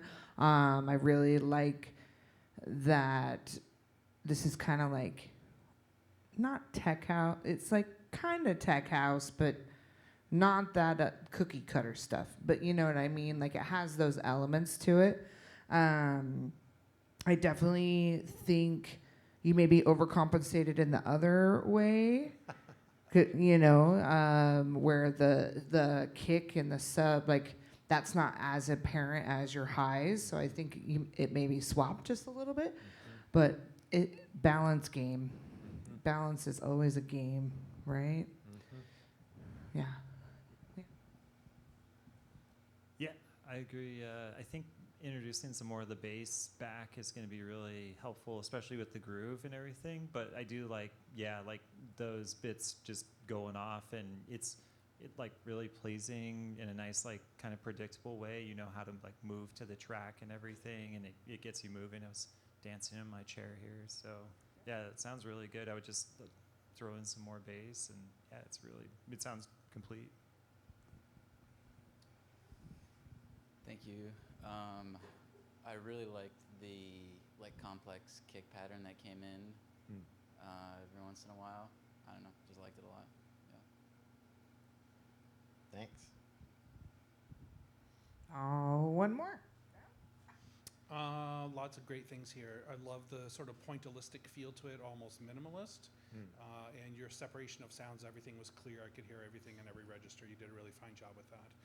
There was moments kind of early on in the piece where it felt like it lost inertia for just a little bit, like even throwing something like a tiny little riser or something like that in there for just a quarter measure might just kind of bring that through a little bit more. That was the only thing that kind of popped out at me.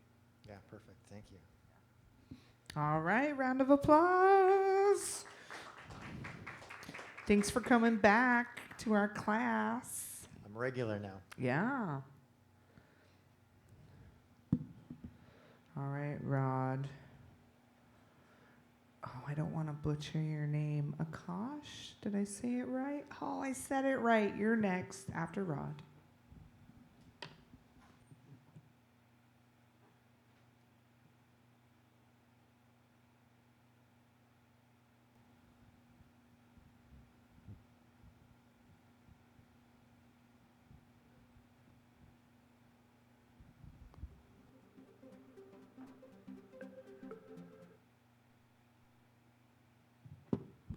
Hello, I'm Rod.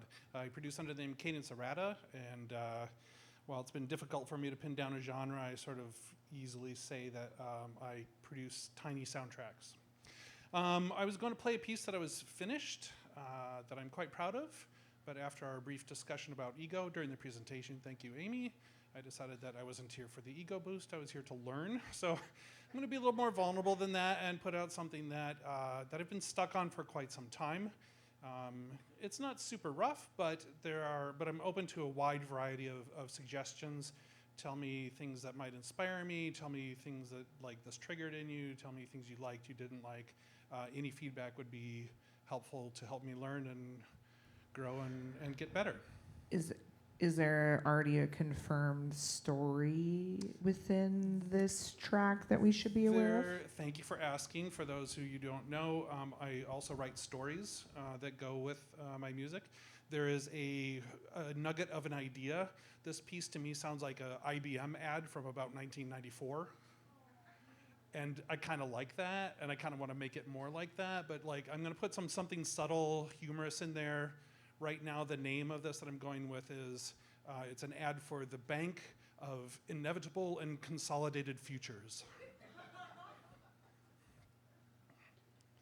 All right. This didn't sound very loud, so I may need, oh, don't want that. So we'll play with the sound and see if we can get it right. Is your volume all the way up? My volume's not all the way up. Or almost? All the way up now. All the way up? That's kind of, I think, too loud, but let's give it a shot. Okay, here we go.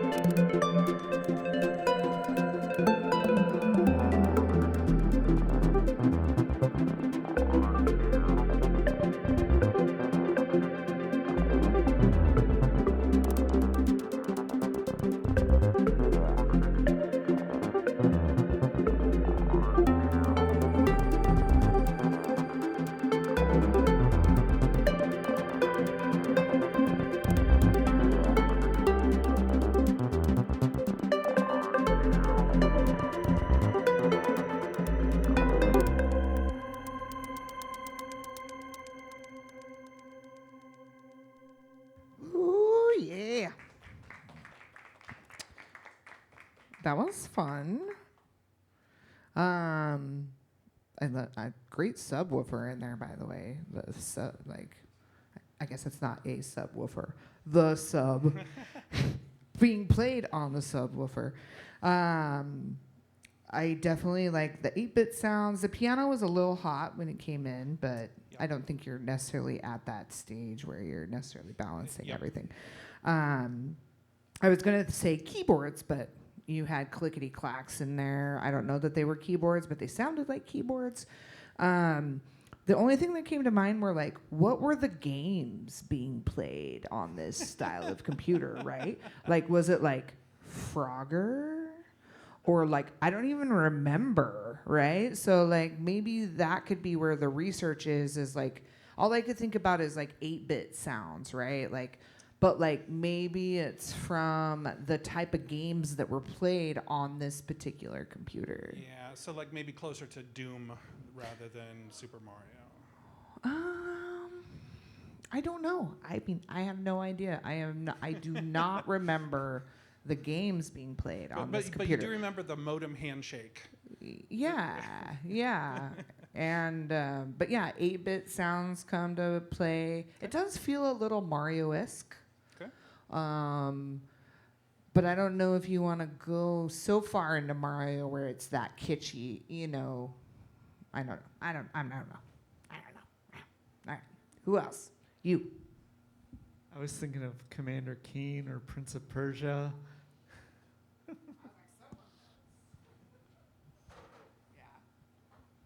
Okay. Anybody else? Yeah.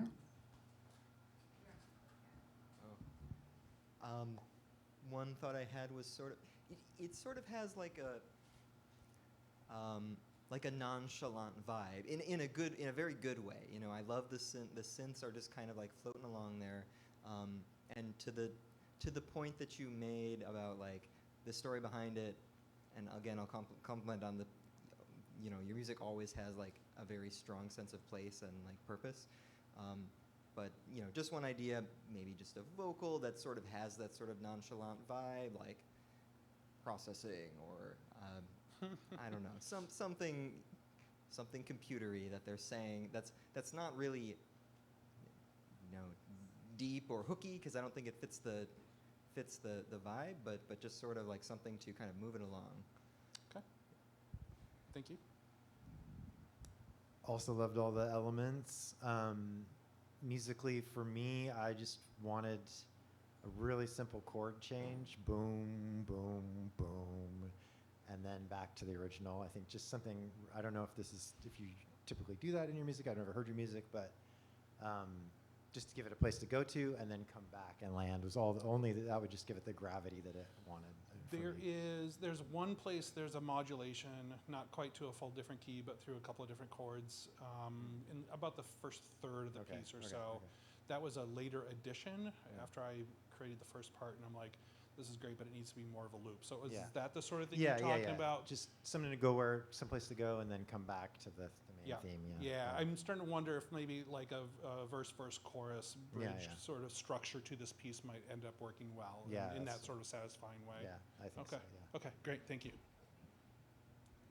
Can I just say that you've inspired me to actually like write down some like scenario story to like, I just want to kudos, because I always found whenever you like present the storyline and then we listen to it, it's like very synonymous with your storytelling. So I also found when I was listening, like I think after the marimba sound or like some of the main courses of the song, I just kind of found myself getting lost in it. So when it ended, I was like, oh, it's over, or is there 3 minutes left? But, only recommendation I have if you're looking for like additional things to add to the like soundscape, I was thinking like if you just needed more texture or like more transients to kind of fill in gaps, I was thinking of like, I don't know, when when you're like playing with a floppy disk and like it's really a hollow, it's like a hollow, plastic or whatever. So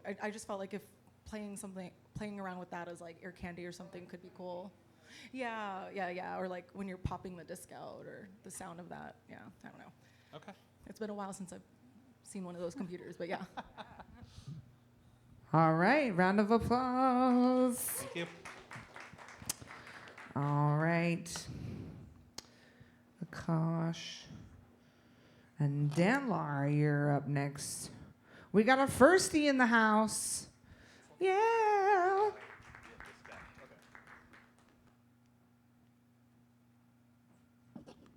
Hello. This is my, I started producing like a couple of months ago, so this is like the first track I made. So just any general feedback would be good. I'm curious to see how it also sounds on these speakers, because I assume it's a little different than what I have at home, so yeah. And we do recommend you come out here. As you noticed, everyone was kind of coming out here, but it kind of helps you listen to it. Because even if you don't take the feedback from everyone in the class, even you just hearing it out here is good. So.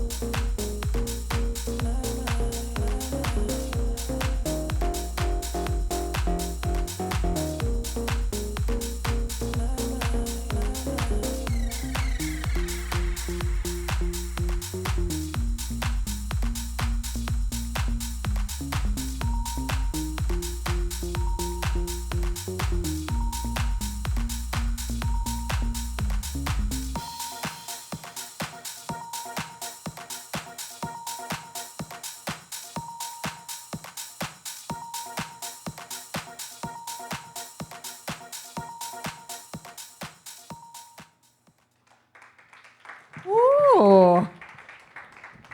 Okay. That was amazing for a first track, honestly. Like, that was really good. The vocal sounded great.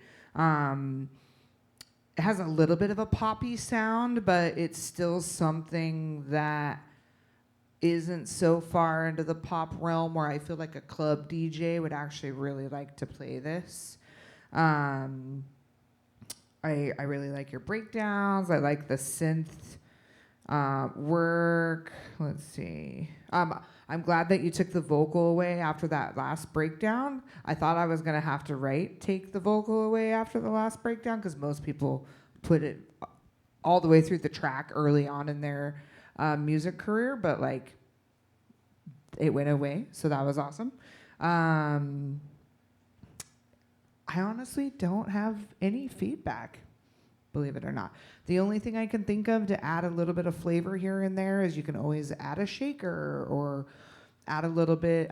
I am super interested like where this is gonna go in your main breakdown because that voice is very beautiful, right? So is that all she says, or like is it gonna is she gonna say more in the main break? Is there a main break coming? Like those are the kind of thought-provoking questions that I have. Is like, what's the next level for the track? But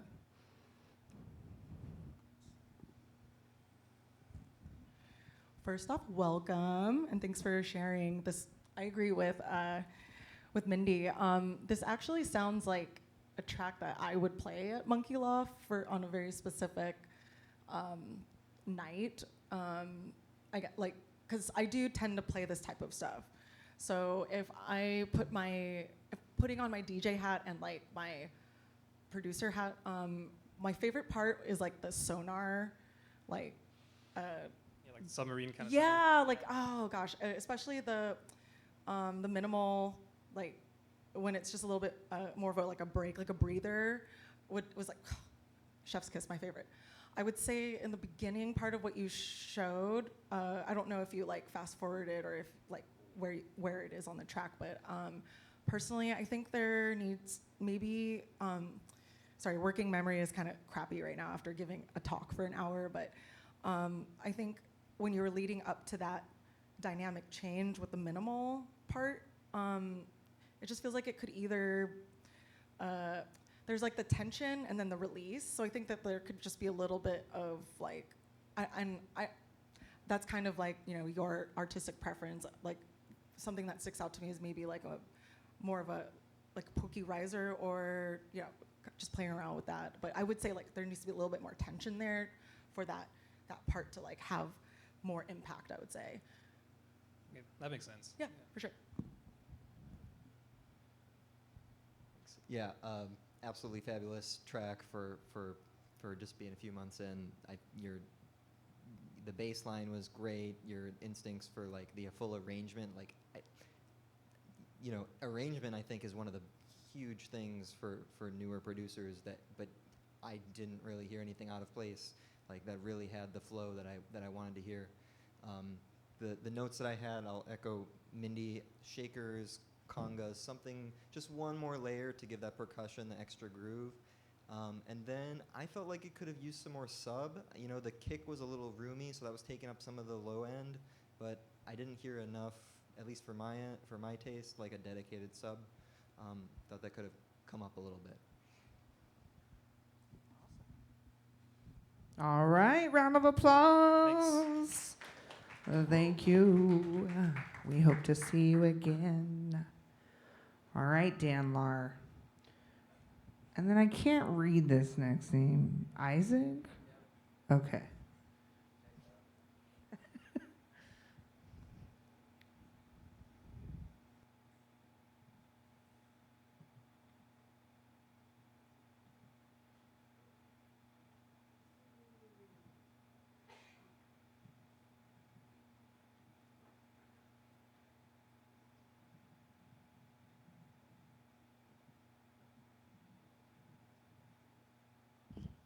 All right. Hi, I'm Dan Lar. I'm a Future Garage producer. This is a Future Garage track. It's unreleased. Let's see. I think the big focus on this was mainly the drums and the sub. Last time I was here, I had some issues with sub and the bass. It was a little bit too much, so I hope I'm finding a good balance. As far as the track goes, I kind of write my tracks a little bit almost like a diary almost sometimes. So this has been a really good year, but also like a really tough year. And so this track is kind of focused around like the tough times. So yeah, it's called The Pain, and I'll play it out.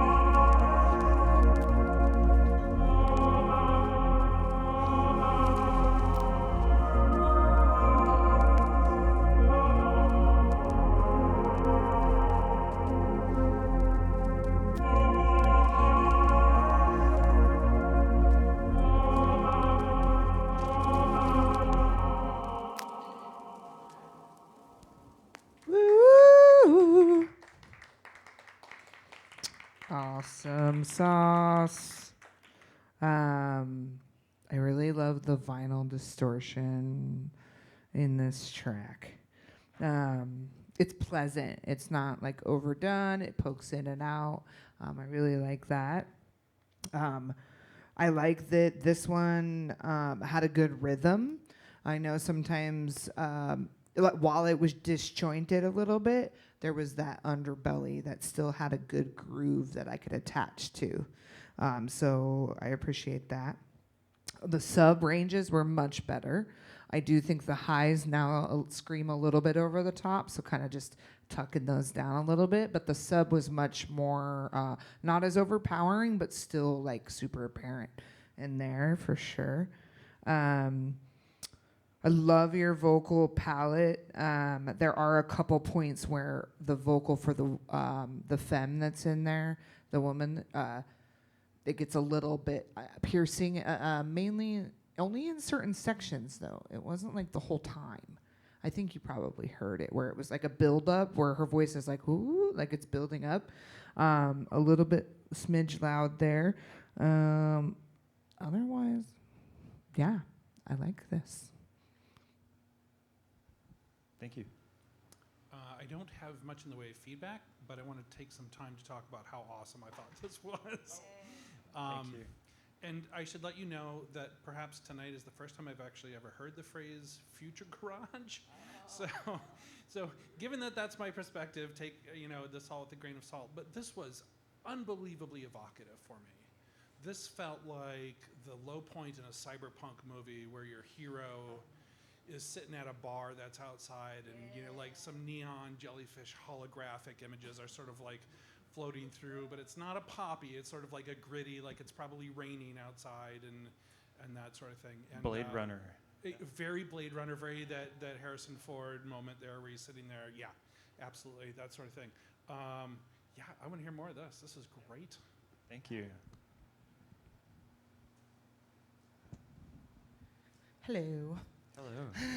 Hello.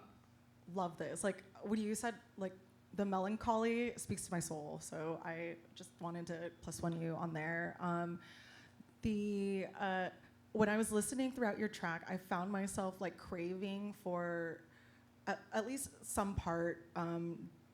There's you have some beautiful like atmospheric pads that kind of help carry the voice along, and I found myself kind of craving to have it kind of come up a little bit and poke out a little bit more, just to kind of play a little bit with that ebb and flow. I'm gonna actually disagree with Mindy a little bit about the vinyl crackle.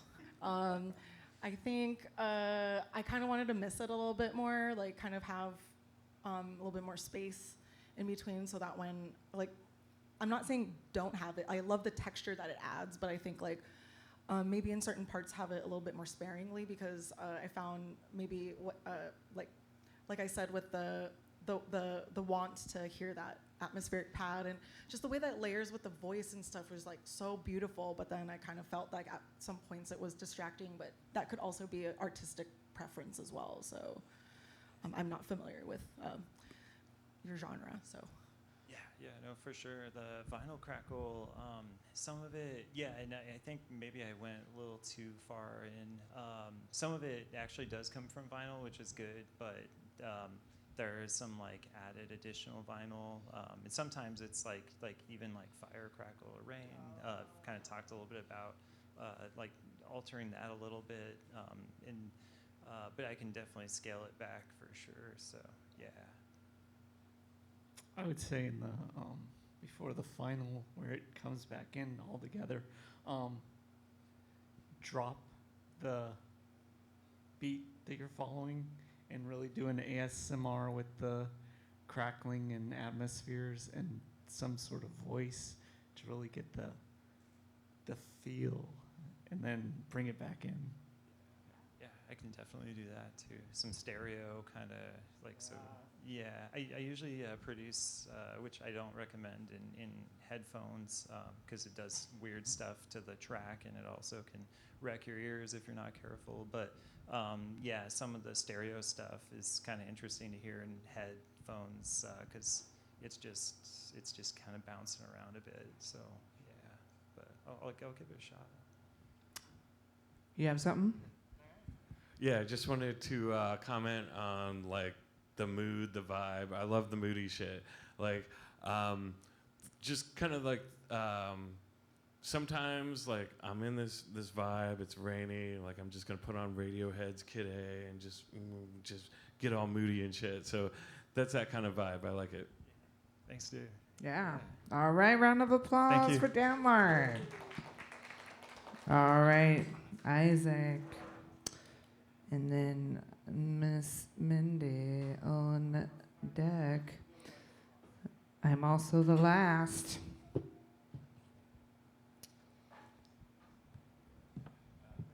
Thank you all for staying through the whole track feedback. I appreciate it. Okay, let's do like, this is optional, but I feel like if you could like join me and maybe stand up and do a stretch or something, because I feel like some people need that.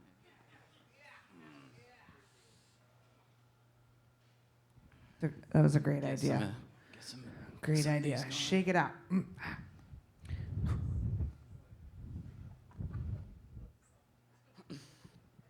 Okay, I'm gonna play a track for you guys. I don't know. So yeah, this is my first time here. Thanks for having me. Yeah, firstie. I mean, I'm not here so much for feedback. Just like I'm newish to Seattle. I wanted to come and meet you guys and share my music. So yeah, this is a finished track. But that being said, I'm a songwriter and I play piano and I do that, and then I also do production, and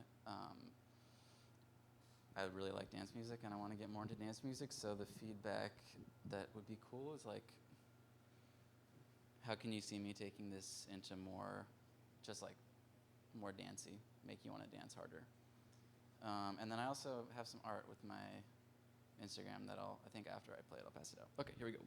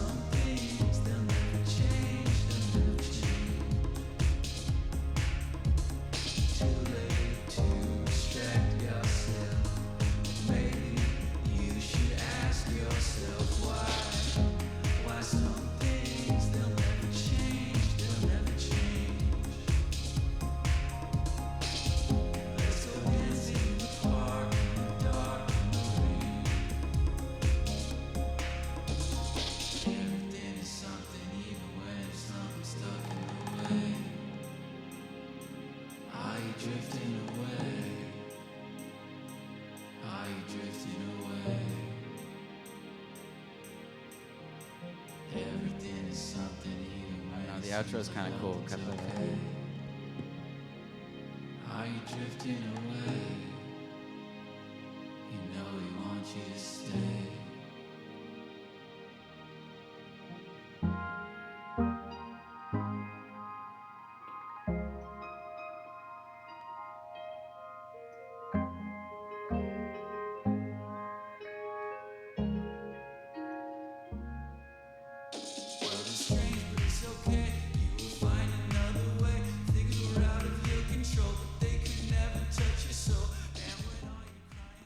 Okay. Yeah. Awesome. Are you the singer on that? Oh, did you layer your voice? So you layered your voice harmonically? Like, so you sung in one key and then you layered another harmonic key of your voice underneath? Or multiple layers? How many layers? I don't remember. I mean, it was 2 octaves. Oh, 2. Okay. Yeah. Yeah, I love the drums. I love this genre of music. Yeah. Who else?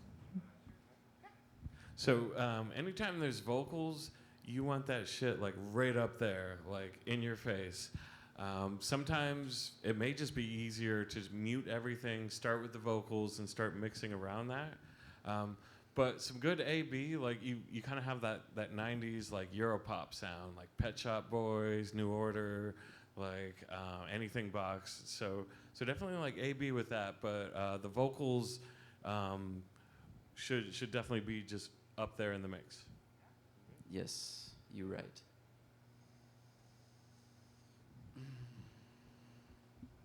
Hey, my name is Christian too, by the way, newcomer. I loved it. This is the kind of stuff I used to listen to all the time when I lived in Portland. Reminds me of like the Postal Service, Coast Modern, Portugal the Man a little bit. Direction in regards to EDM. Crystal Fighters, if you heard of them. Kind of like indie EDM-ish. At least one remix is by from their album Cave Rave. It's called Wave, remixed by Moti. Really good. I could see you heading in that direction. It is a little bit more on the popular side, but I'm not sure if that is the end you're trying to hit. Thank you.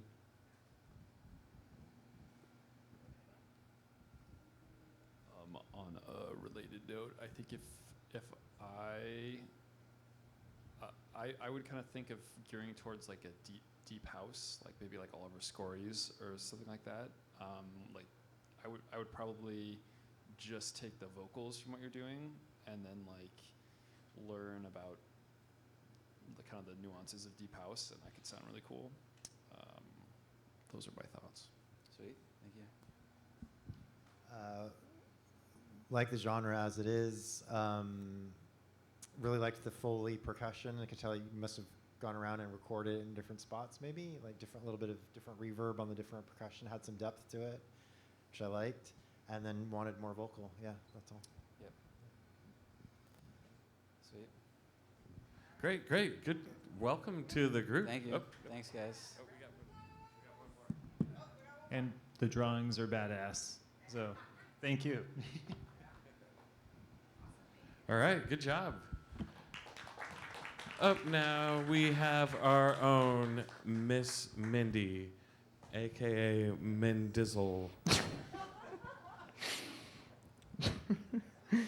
Oh, Dave. I hurt you. All right, so I started something a little new. I only have a minute because all the other stuff is not really active, and you guys have heard most of it. But as y'all know, I'm plus size. I still deal with people talking negatively about plus size people. And I've really just been trying to work on my confidence as a plus size woman. So why not make music about it? Right? So, thanks. Thank you. Appreciate you all. I just want to do this right. Oh, hold on, y'all.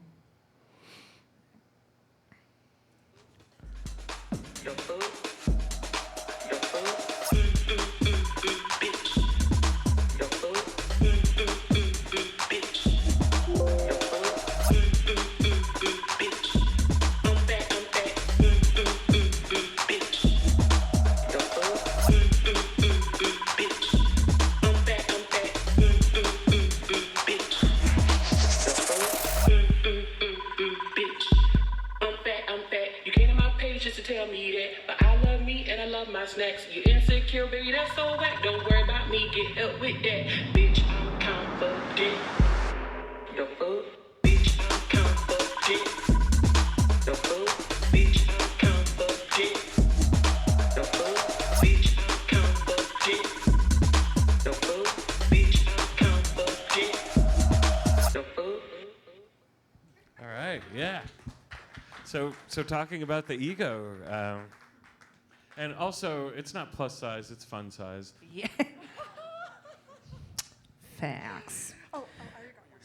So obviously, looking for feedback to make this track more interesting. This is obviously just my idea that I've put down, and of course, it's got to be break beats. I also got to get permission from the person that I took the vocal from because it was off TikTok. So I'm in communication with her because that sample is fucking hilarious. I don't even know why you gave this to me. I think Dave just like assumed that I was gonna be able to say something, but I like obviously know that this is gonna sound great when you play this at Fractured. Like this is obviously says Fractured all over it. From what I didn't get to walk around the room, but I think that as far as like layering, I want the vocals to come forward a little bit more. Like I want it like because of I know the breaks that you like to play, and I know the break beats that like run very, very rampant in Fractured. That shit needs to come in my face. And I think you can make the hi-hats and like the claps can be a little bit more maybe you tucked it in a little bit too much, so maybe I would play a little bit with the EQ. But that's kind of all that really stuck out to me. I was more talking about like the ego that you were talking about, like the self-exploration. I need an ego boost. I love me and I love my snacks. Okay. I love your sub bass. Thank you.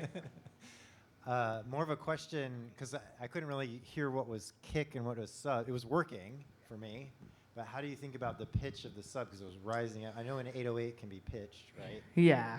It's definitely kind of slapped together. Like, it's definitely not EQ'd, really. It was more about the vocal. And I'm probably going to take out some of the cut samples, like, before she comes in, This was kind of to get my idea down on, like, what am I wanting to say first. But, yes, I agree. Yeah, I think the way that becomes a melody in itself, the boom, boom, boom, boom, boom. Yeah. I want to try that when I go home. Yeah. More whomps. Writing it down. More whomps. Yeah, I guess they didn't sound too close, but the theme of like plus-sized D&B, I really like Sam Binga's Proud.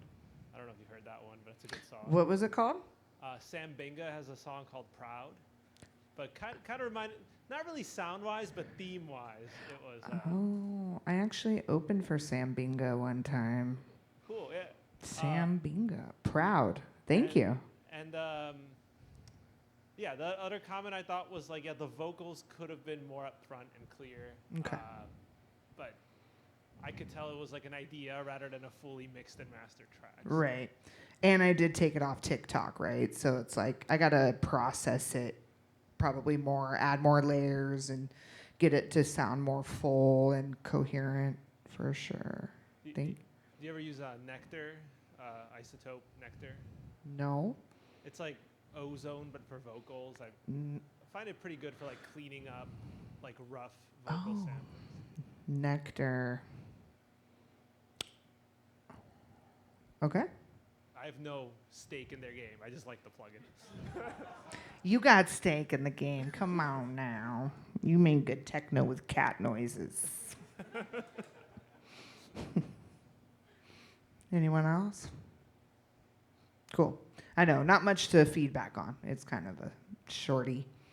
Well, it was really brave of you to, like, you know, do something personal to yourself and express it. So thank you. Yeah. Awesome.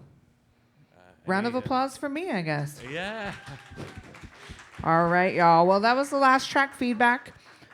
Next month is the remix contest for Viva. So the stems are technically still in the group. If you have not picked them up, new guys in the back, we're having a remix contest next month. I don't know if you got time to make a track by November 10th, but it's still available to you. It's for Viva Recordings. We're going to host it. The whole night will be all contest related. So we won't be hosting a class, and we won't be giving feedback either. We'll just be listening to all the tracks all the way through, and then we're gonna vote. I'm gonna put all the rules and all that stuff online in the group as well as in the event. You do not have to be present necessarily to submit a track. Or to vote. I think I just thought that maybe we could do 24 hours. So like we'll leave the video up maybe and then give people 24 hours to vote. But I'm going to figure all that out and we'll communicate it so that way everyone has that information. So. Great. Thank you all for coming. Thank you, Amy, for your time. Any, yes, thank you, Amy. Words? Thanks for being here and keep. Did you turn me off, girl? Oh, how dare you? I'm just kidding. Just get home safe. Thank you, Substation. Like y'all the bomb. Thank you so much, and we appreciate you. Thanks for giving us like a safe space to gather. And shout out to the newbies here for the first time. Welcome, and yeah, have a good night. See you next time. Thanks, Twitch people, whoever the two viewers. Thank you all.